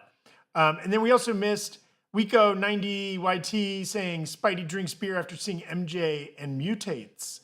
You know what? What an apt metaphor that it's the beer that makes him become a monster. Yes, You know? absolutely. There's something there. Why is that the legal drug? Tom Holland, famously sober man, has an NA alcohol brand or a non-alcoholic brand. So, I mean, he could get on board with that. We got Jason Momoa is going to be in this Helldivers film. I think that's the right energy. Based on his performances as Lobo, and I can't remember his character's name from the most recent Fast and Furious movie, but I think that'll be a good for Helldivers. I mean, it's just going to be Helldiver after Helldiver, just getting blown up in ridiculous ways. Killed by robots, killed by bugs, killed by the weird zombie, the Illuminate or whatever they are, the Voteless. Speaking of, so our editor Joshua just threw in the chat. Does anybody want an over/under 20% We can make that t-shirt happen. from our friends at NerdRiot.shop, who also make products like this? NerdRiot.shop. We've got this shirt I'm wearing is not available for sale yet. It will be dropped any day now. Very soon. But you can't get it yet, but you will be able to. You can get this guy. Speaking of Sony, speaking of Spider-Man Brand New Day. Looks better when it's on your body than when I just hold it up. Yeah, go to nerdriot.shop to check that out. We got some more news. Sony introduces The Social Reckoning, sequel to The Social Network. Sorkin is back. We got Jeremy Strong as Mark Zuckerberg, Mikey Madison as a Facebook whistleblower, in the more recent years of the social media company. So a lot of people are excited for this movie. I could not be less excited for this movie. I liked The Social Network, but I firmly believe Aaron Sorkin has lost the sauce. Trial of the Chicago 7 was awful. Being the Ricardos, terrible. I think when he directs his own scripts, poo-poo. I've never this phrase is not fit for children. I've never been porking for Sorkin. I've never been a Sorkin guy. I don't know if that's fit for adults. I didn't like West Wing. I didn't like Sports Night. Yeah, I was never in on those either. But A Few Good Men is great. Yes, A Few Good Men. I attribute that to and Reiner. in The Social Network and even like a Charlie Wilson's War or something like that. He could do really good work, but he needs a director that also has some sway to push back on him. He's also not like a good visual director or anything like that. Lost the sauce. Eric Voss is all in on this. Yeah. He loves Sorkin. He's very excited. And this is He's a great porking for cast. Sorkin. This will be an interesting topic to go into. I don't know how I feel about recent history. Like there's this movie, there's another movie being made about like Sam Altman and the AI companies right now. I think we're just not far enough away to have any perspective that's valid, or at least maybe a perspective that's valid, but not one that's interesting. Yeah. I don't think we're going to get an interesting dramatic angle. There's been a lot of talk because I think this is the 50th anniversary of All the President's Men, which is the movie, rest in peace, Robert Redford, and Dustin Hoffman. They made about the Watergate saga, like concurrent with the Watergate saga. It came out like just a few years after that. So it's like, there is a price. You can make a good movie about recent events, but maybe I just don't want to see these particular movies. We missed a super chat from Nuvante, $4.99. Nuvante, sorry about that. What does it mean for the other Peter Parkers, MJ, and Ned that they met? Will they remember them? Does this matter at all? So, I think for the other Peter Parkers that MJ and Ned met, And So like Tobey Maguire and Andrew Garfield. yes, I think so. Yeah. Yeah, have they just been? I mean, but those are still a Peter Parker, and the spell was you will not remember that Peter Parker is Spider-Man. Yeah. Right. Right? So that could easily be made plural. You will not remember that Peter Parkers are Spider-Mens. Right. So, like, is it the case that you'll remember meeting a Peter Parker who was Spider-Man and then meet this other guy who's Peter Parker and be like, but this other Peter Parker I met was a Spider-Man? Are they going to remember Spider-Man coming through portals, but not remember the parts where they were unmasked? Yeah. I don't know. It gets real like Men in Black, little like red the light Mishigash logic. of the spell, man. They're just going to yada yada all of that shit. I think. Over under 20%, Zach. Cranberry 1693. Will we see Spider-Man in Brand New Day? No, that's Man Spider. Oh, Man in Brand New Spider. Day. Oh my God, I flipped it on my own. And you're over 20%. Yeah, I think we get a. They may not use that term, Man Spider. He may never get called that, but there'll be some gross. We get some Spider. Cronenberg like Yes. nightmare, even if it's just a dream sequence. Yes. You know. I mean, we know for a fact we're getting organic web Yeah. shooters, right? And that alone, he's in a weird self-made cocoon. There's going to be some good Man Spider Mishigas going on, yeah. Okay. Doing things on my New Vante also saying, hey, I saw my super chat pop up on the screen, but it wasn't read. Oh, okay. That's the one we just read. Yeah. Yes. Okay. Well, thank you, New Vante, for bringing that to our attention. And thank you. We got you. We made you send us another super chat to read your original super chat. We don't. We didn't intend to do that. We're trying to get to everybody. Not Sorry our mistake, about that. yeah. Irika11 saying Jacksepticeye is developing the Bloodborne movie. I don't know if that's a bit or not, but man, that dude's Elden Ring streams helped me so much when I started playing Elden Ring. It gave me confidence. It gave me information. I didn't use anything even remotely like his build. I always go for a tank wizard. I'm fat rolling the whole game. I got that little potbelly armor and the shield that's the flaming face thing. And you know what? It works for me. Yeah. Okay, we've got Sarah Hatchadorian saying, first teaser from Social Reckoning showing Jeremy Strong as Mark Zuckerberg practicing his congressional hearing. I'm not 2 years out of a dorm room anymore. Whoo, baby. Look, I think none of us want the Zuck to be the hero, right? Like that. He can't will. be the I case. guarantee he will not be in this movie. There's no way. Also, Jeremy Strong, Amazing very character. talented actor, incredible actor. Yes. Isn't he? I don't know that he's right for Zuckerberg. I don't know that he's wrong for Maybe it. I haven't seen the image. Maybe you get a little prosthetic on him. You age him up. You age him down. Whatever. All you got to do is like put some powder on his skin so he's, like as white as the surface of the sun. Yeah, some kind of weird contact that gives him dead eyes. Yeah, get rid of his eyebrows. Give him those like West Borland Limp Bizkit, like kind of big contact lenses. Discussing film reporting that Jacksepticeye is developing the Bloodborne movie. Honestly, like what a great call by the studio to get like a dyed-in-the-wool gamer in there to be like, no, here's what's good about it. They're seeing like, hey, Markiplier can get people in the movie theater. We got Sony Animation on. Okay. If we're gonna get Beyond the Spider-Verse news, this is gonna be where we get it. Now let's see. In addition to, again, we might get some anime news here, other animated projects. They send a lot of their animation to Netflix. They will not be talking about those projects because they're not going to theaters.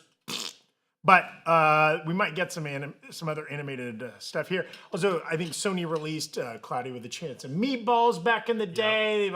So their first Lord and Miller adventure, I believe. That's right. That was. I think so. Yeah. We're at the point in the stream where the Coke Zeros are out. Kids, Yeah, I've almost drained my water bottle. drink them if you got them. I know. I emptied mine. That's why I had to move on to something else. I did a bad job gaming this out. I was chugging water today because I was working out, and now I'm just sitting here going, like, I'm gonna miss some big news if I leave. You go pee whenever you need to. they're showing Spider-Verse Or right I now. empower you to pull a Dwayne Johnson and fill that go, water yeah. bottle right up. Yeah. Okay. All right, we got Phil Lord, Chris Miller, Bob Persichetti, and Justin J. Thompson take the stage. Spider-Verse, baby! Spider-Verse! Yes, they're promising the most emotional. Everyone's promising emotional movies right now, which that's great. I don't know if I need that from every movie, but they're promising the most emotional Spider-Verse movie ever made. It just has to beat two other movies. But I will say, especially that second one, was a very emotional movie. Yes, those movies are fantastic. I mean, I remember seeing the first one with my daughter in a theater and her getting up to the Kendrick song and dancing in the aisle afterwards. Like, We should say, I don't know, did you read the second part? There was a follow-up to the Social Reckoning tweet.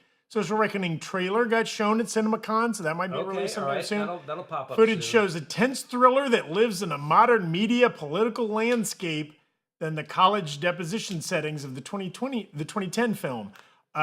Jeremy Strong is incredible as Zuckerberg. Tightly wound, idiosyncratic, carefully manicured, and suddenly angry. The kind of desk-slamming rage that Andrew Garfield's Eduardo Severin showed in the iconic Flincher shot. I don't see any January 6th footage, but this is the kind of movie where it could come up. Expect some Succession election night episode vibes. Okay. Right there from Erik Voss, who's in the room in Las Vegas, typing these tweets himself with his fiery fingers.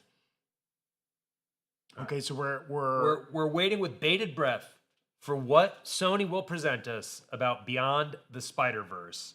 Hannah Basso 1398 saying, it is really happening, all caps.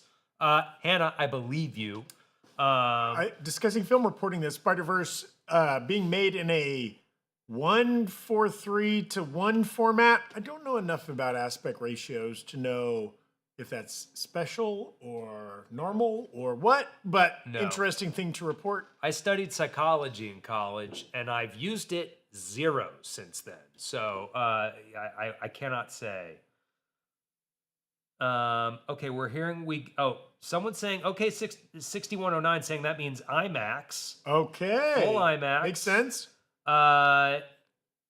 Look, seems like we're getting some stills. Rexton saying they're showing the opening. Ooh. Okay, so an opening scene. That's very good. Again, Beyond the Spider-Verse expected to be released June 27. So a year and change away. But it kind of makes sense that they would talk about that now because like it will be a pretty short gap in between next year's CinemaCon and Spider-Verse. They want to build that hype. Yeah, well, I mean, it'll be like this year's Brand New Day, right? Like they'll have trailers coming out before CinemaCon. Okay, we are waiting. We'll see if maybe Discussing Film or somebody has these stills right away. Shout out as we wait to folks in the chat. I want to shout out a couple people that are YouTube members of New Rockstars. Meg Maddie 510. We already talked about Hannah Basso, Sarah Hetch-Dorian, Rex 10. Zach Cannett, we got Prowler. Oh, here we go. So look at this. Looks good. Looks real good. I love kind of the scratchy, like chalkboard. God, these movies look so good. So good. My God. This is great. Everything looks just a little bit trippy. Not so much that it's distracting, but enough that your eyes can't really decide where to focus. Yeah. I love it. That's like, I mean, that could be just a still from the movie. That could also be like Promotional still. poster. That could be anything. I see. These are the stills from last year. They still look good. Hey, this is the same stuff. Hey, Chris is gone. I have been bamboozled. You have any idea how many Spider-Man photos I look at in a given year? Get me more than the average Spider-Man! fan. Yeah. We're like J. Jonah Big Jameson pictures over of here. Spider-Man. Okay. Well, maybe we'll get some new stills soon. All right, we'll continue shouting out. Whoop, here we go. What do we got? We got a refresh coming. No new news yet. Henry Cavill is trending. Oh, I'm sure for only good reasons. Yeah. We should, you mentioned earlier, but it's been a couple hours now. We have a live event this Friday night. If you're in the Los Angeles area, you can come in person. If you're not in the Los Angeles area or you don't want to leave your house, you can get a remote ticket and watch it live. You can stream this show. We're going to be at the UCB Theater in the Franklin Village area of Hollywood in Los Angeles, California, this Friday night, 7 p.m. We also have 7:30. That thing says 7. You're right, but we're at 7. Oh, yeah. Show up at 7 though. Get an ice cream down the block. Get some sushi, whatever. But we can also announce one of the special guests that's going to be joining us is comedian Carl Tart. which if you're a fan of comedy, you probably recognize that name from maybe Comedy Bang Bang. He's a writer currently on Saturday Night Live. He also is in the MCU because he appeared in an episode of Wonder Man. He is the in the Derek the Doorman episode. He is the talk show host that makes Doorman say his catchphrase. That was Carl Tart. He's going to be joining us on stage at the new Rockstars live show. We'll make him like read Matt Smith's part or something. Yeah. Adria Arjona's part. I don't know. If you've never seen Carl live, he's a goddamn delight. Just an utter treat. Real mensch. Super funny comedian, yes. Okay, great. We got a $5 super chat from Lost Chief. Who's excited for WrestleMania? I got to say, I haven't been keeping up with the product, Lost Chief, but I'll get excited. I will. I've followed some of the storylines. I know it's like Cody versus Roman, right? And I know some of the. I'm always here for a Gunther, Seth Rollins. That sounds like a really fun match. You know, the hype will build. The hype will build for me. I'll get there. I'll get there. Okay, Brian, can we refresh the discussing film page, or maybe we'll have it up momentarily? Maybe bring up a disgusting film too. Disgusting film. We're hearing that they might have a detailed description of. Oh, here we go. Okay, Spider-Man Beyond the Spider-Verse footage was shown exclusively to CinemaCon attendees. The scene picks up right where the second film left off, with Miles stranded in Earth 42. The scene is in 4-3. Earth 42, Prowler Morales locks 1610 Morales for not saying Morales with the proper accent, which I'm positive I'm not doing now. Miles tries to explain to Prowler Miles and Earth 42 Aaron what canon events are and how his dad in the other dimension might die. Since Prowler Miles had accidentally electrified Miles, Miles says, "Don't watch the mouth, watch the hands," and uses the charge to release his chains. We also see his skeleton ignite in the zap, followed by an intense montage that showed all the returning characters from across the Spider-Verse and an epic battle against the Spot and Miguel O'Hara. Kingpin also made an appearance in this montage. Ooh. Eyes emoji, coming June 18th, 2027. Hell yeah. Amazing. I wonder, this unfortunately might be footage we do not see. The general public does not see. I don't think they're going to release this. Yeah. They're not going to release this 16 months ahead of the film release, unfortunately. Now, we might see this exact footage in 7 months from now. We might see this in November or something like that. But this isn't like a trailer that they'll want to put up as a promotional thing. It's also weird you don't want to promote a movie this far out, right? But that sounds cool. Very cool. Very excited for that. And I'm glad they're already hyping that. I'm glad it sounds good. C. Moreno 891 saying, "Thanks for the CinemaCon updates. Been on the road for a few hours and you guys have been keeping me company. Hopefully you're keeping your eyes on the road and not typing this super chat. And have this up on your Tesla. Yeah. But maybe you're in the back of a Waymo. Just living your best life, C. Moreno. Chilling. Thank you for the super chat. And thank you for being a YouTube member. Okay. Wow.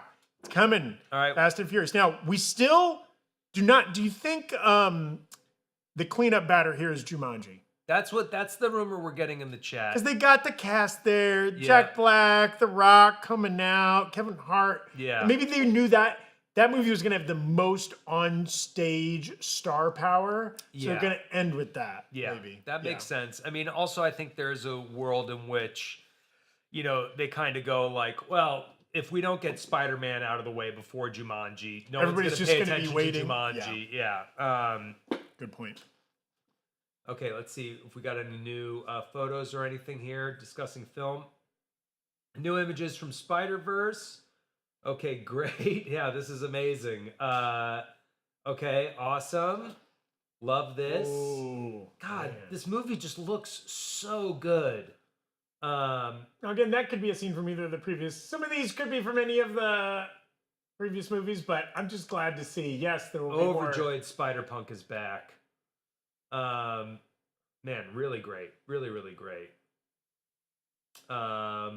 Okay, cool. Yeah, we're stoked. We are so stoked. Kingpin, Spider-Ham, and Spider-Man Noir return in Spider-Man Beyond the Spider-Verse. Well, it's going to be a big 18 months for Spider-Noir. Big 18 months because Spider-Noir comes in like a month? When's that, May? Yes, it is being binge dropped on May 27th. So we're gonna get Spider Noir in May. Then we're gonna get Brand New Day in July.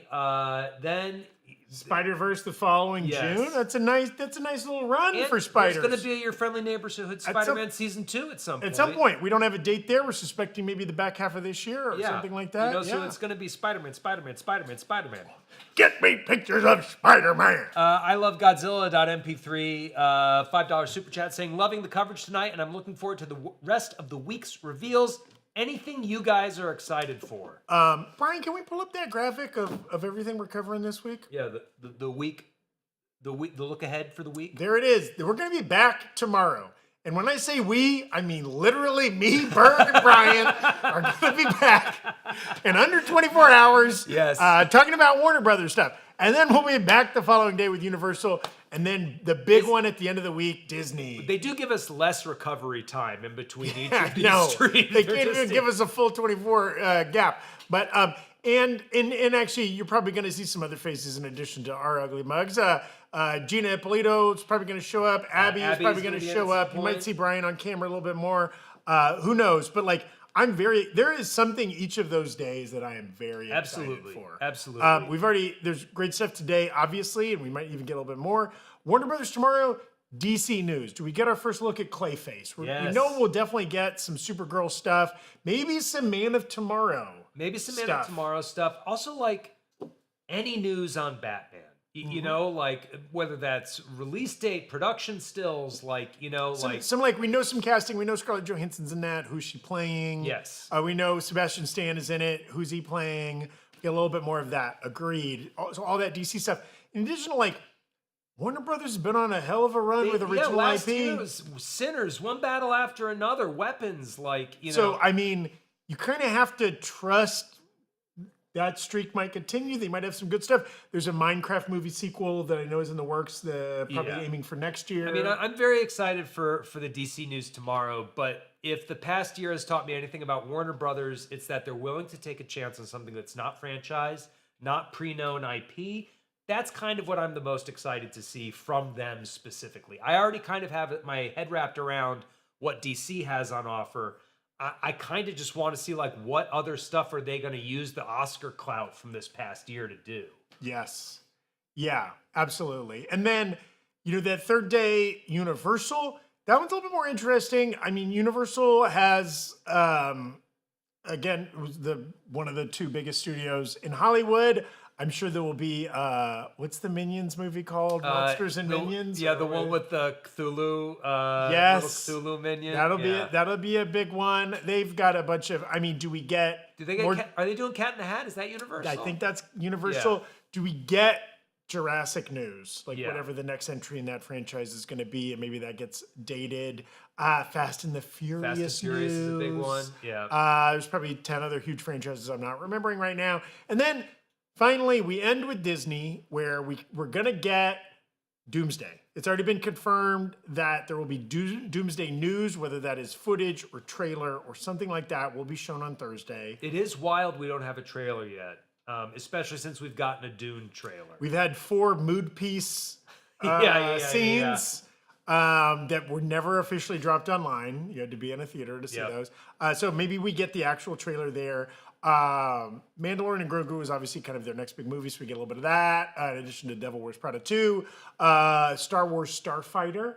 Oh, yeah. Talk about that. Maybe, supposedly, Secret Wars has just gone into pre-production or something like that. So, like, they're not going to be able to show us anything from Secret Wars, but maybe they even talk about it a little bit. Yeah.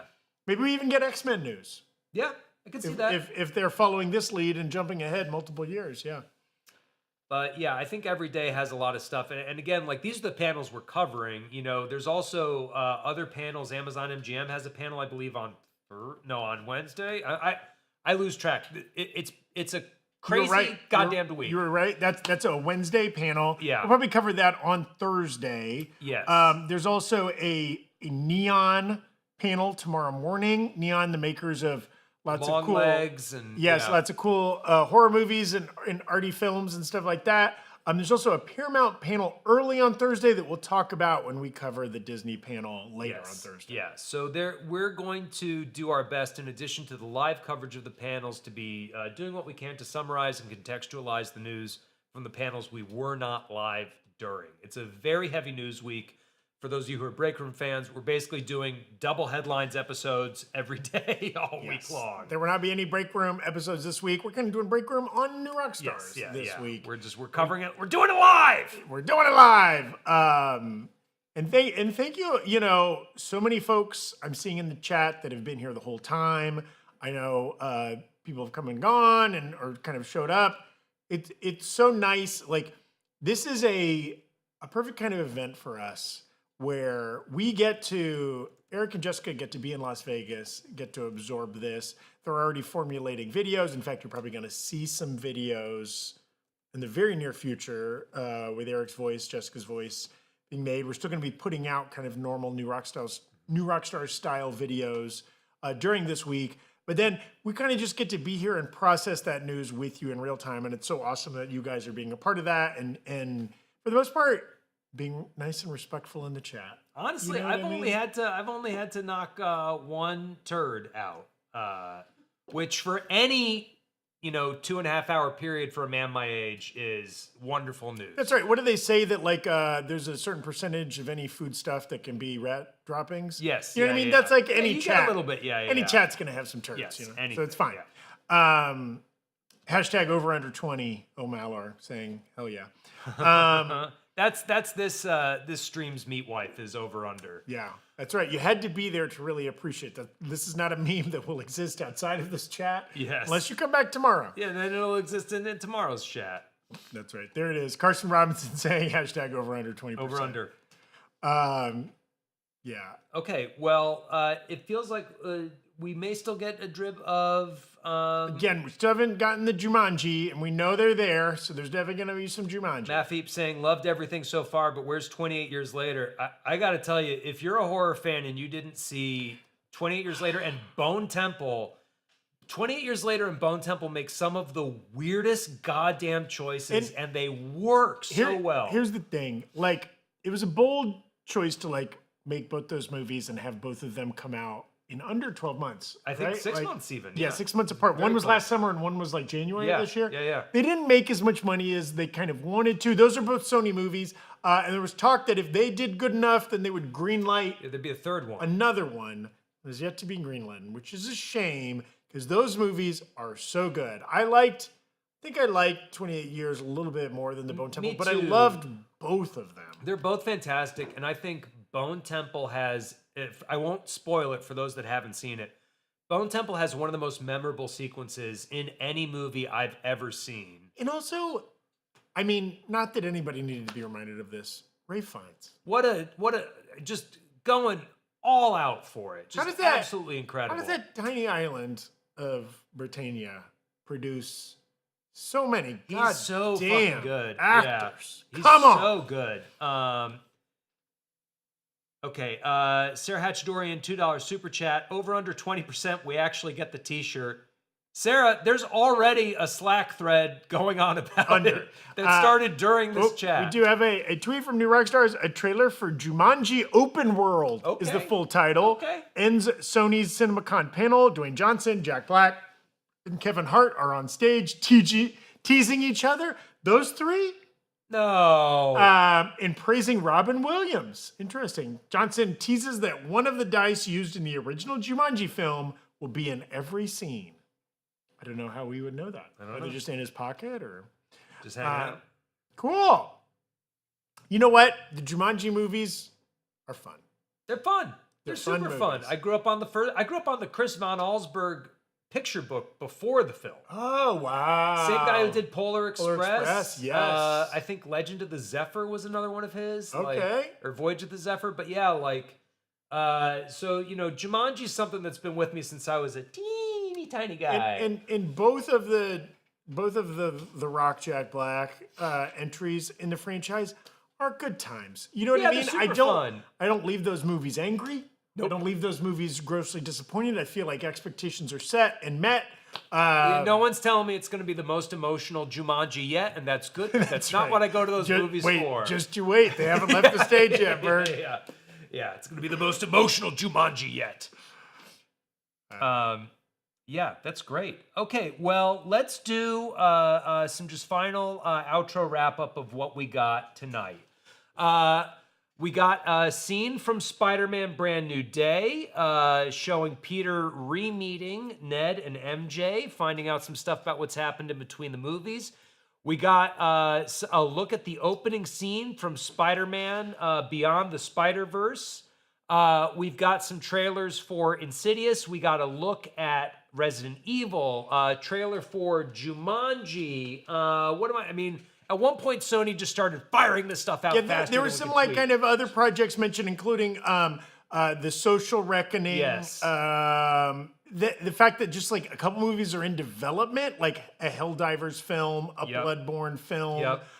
The director and creator of Godzilla -1 has a movie called Grand Gear, all one word. Yep. We don't know anything about it other than he's doing it and it's coming out in 2028. We were told that the Zelda film has wrapped principal photography. Yes. Don't really know much more about it beyond that. Taika Waititi has a movie called Clara and the Sun. It's going to be out in October of this year. That is a much sooner than 2028. Yes, that's very soon. Yes. Okay, and then of course, thank you to Curiosity Box for sponsoring today's stream. Head up nerdriot.shop, pick up some merch, support the channel. If you're in the LA area or you want to watch a show from the comfort of your own home, head to ucbcomedy.com, click the link in the description to come see our stage reading of Morbius Friday at 7. I've been saying it wrong the whole night. Friday at 7 p.m. With special guest Carl Tart. With special guest Carl Tart. We'll be doing a stage reading of Morbius. That is it for us today. Make sure to like this video, subscribe to New Rockstars on YouTube. If you want to follow us on Twitter, we'll be doing live updates from CinemaCon all week. And Brian, if you could pull up the schedule of when we're streaming once more. We will be back. It was because I couldn't remember. We will be back tomorrow at 4 o'clock for the Warner Brothers stream. Expect to get some DC news there. Thanks so much for tuning in. We will see you all tomorrow, and that's it. Thank you all so much. Take care of yourselves, everybody. Hydrate. Get some Hydrate. rest. Go hydrate. One more super chat. Over under 20%. Dune 3 beats Doomsday at box office. I mean, here's the thing. In my heart, number one with a bullet. But, okay, chances it makes more money than Doomsday, zero chance. Zero. I don't think a Dune movie has ever made $1 billion. And the last Avengers movie made $2 billion. Yes. So I think Doomsday. Even if it can be, and they can both be considered a success, and there's certainly a world where Dune is considered a bigger success, relatively speaking, than Avengers, but no, it will not make more money no matter what. But so I take your under 20%. I do like the over under 20% because there's no judgment in it. No, hey. I'm under has the same value as over, right? 20% is this arbitrary number that we've settled on for no good reason. Yeah, hey, I'll take it. Bless your hearts. Also, I just want to shout out somebody. Well, it's probably already flown by. Oh, Lost Chief saying the hierarchy of power on Jumanji is about to change. Yeah. You're the real one. You're a real one, Lost Chief. Thank you. Okay. Thank you, everybody, for doing great bits in the chat all night Thanks, long. everybody. It's been fun hanging out. Yeah, we'll be back tomorrow.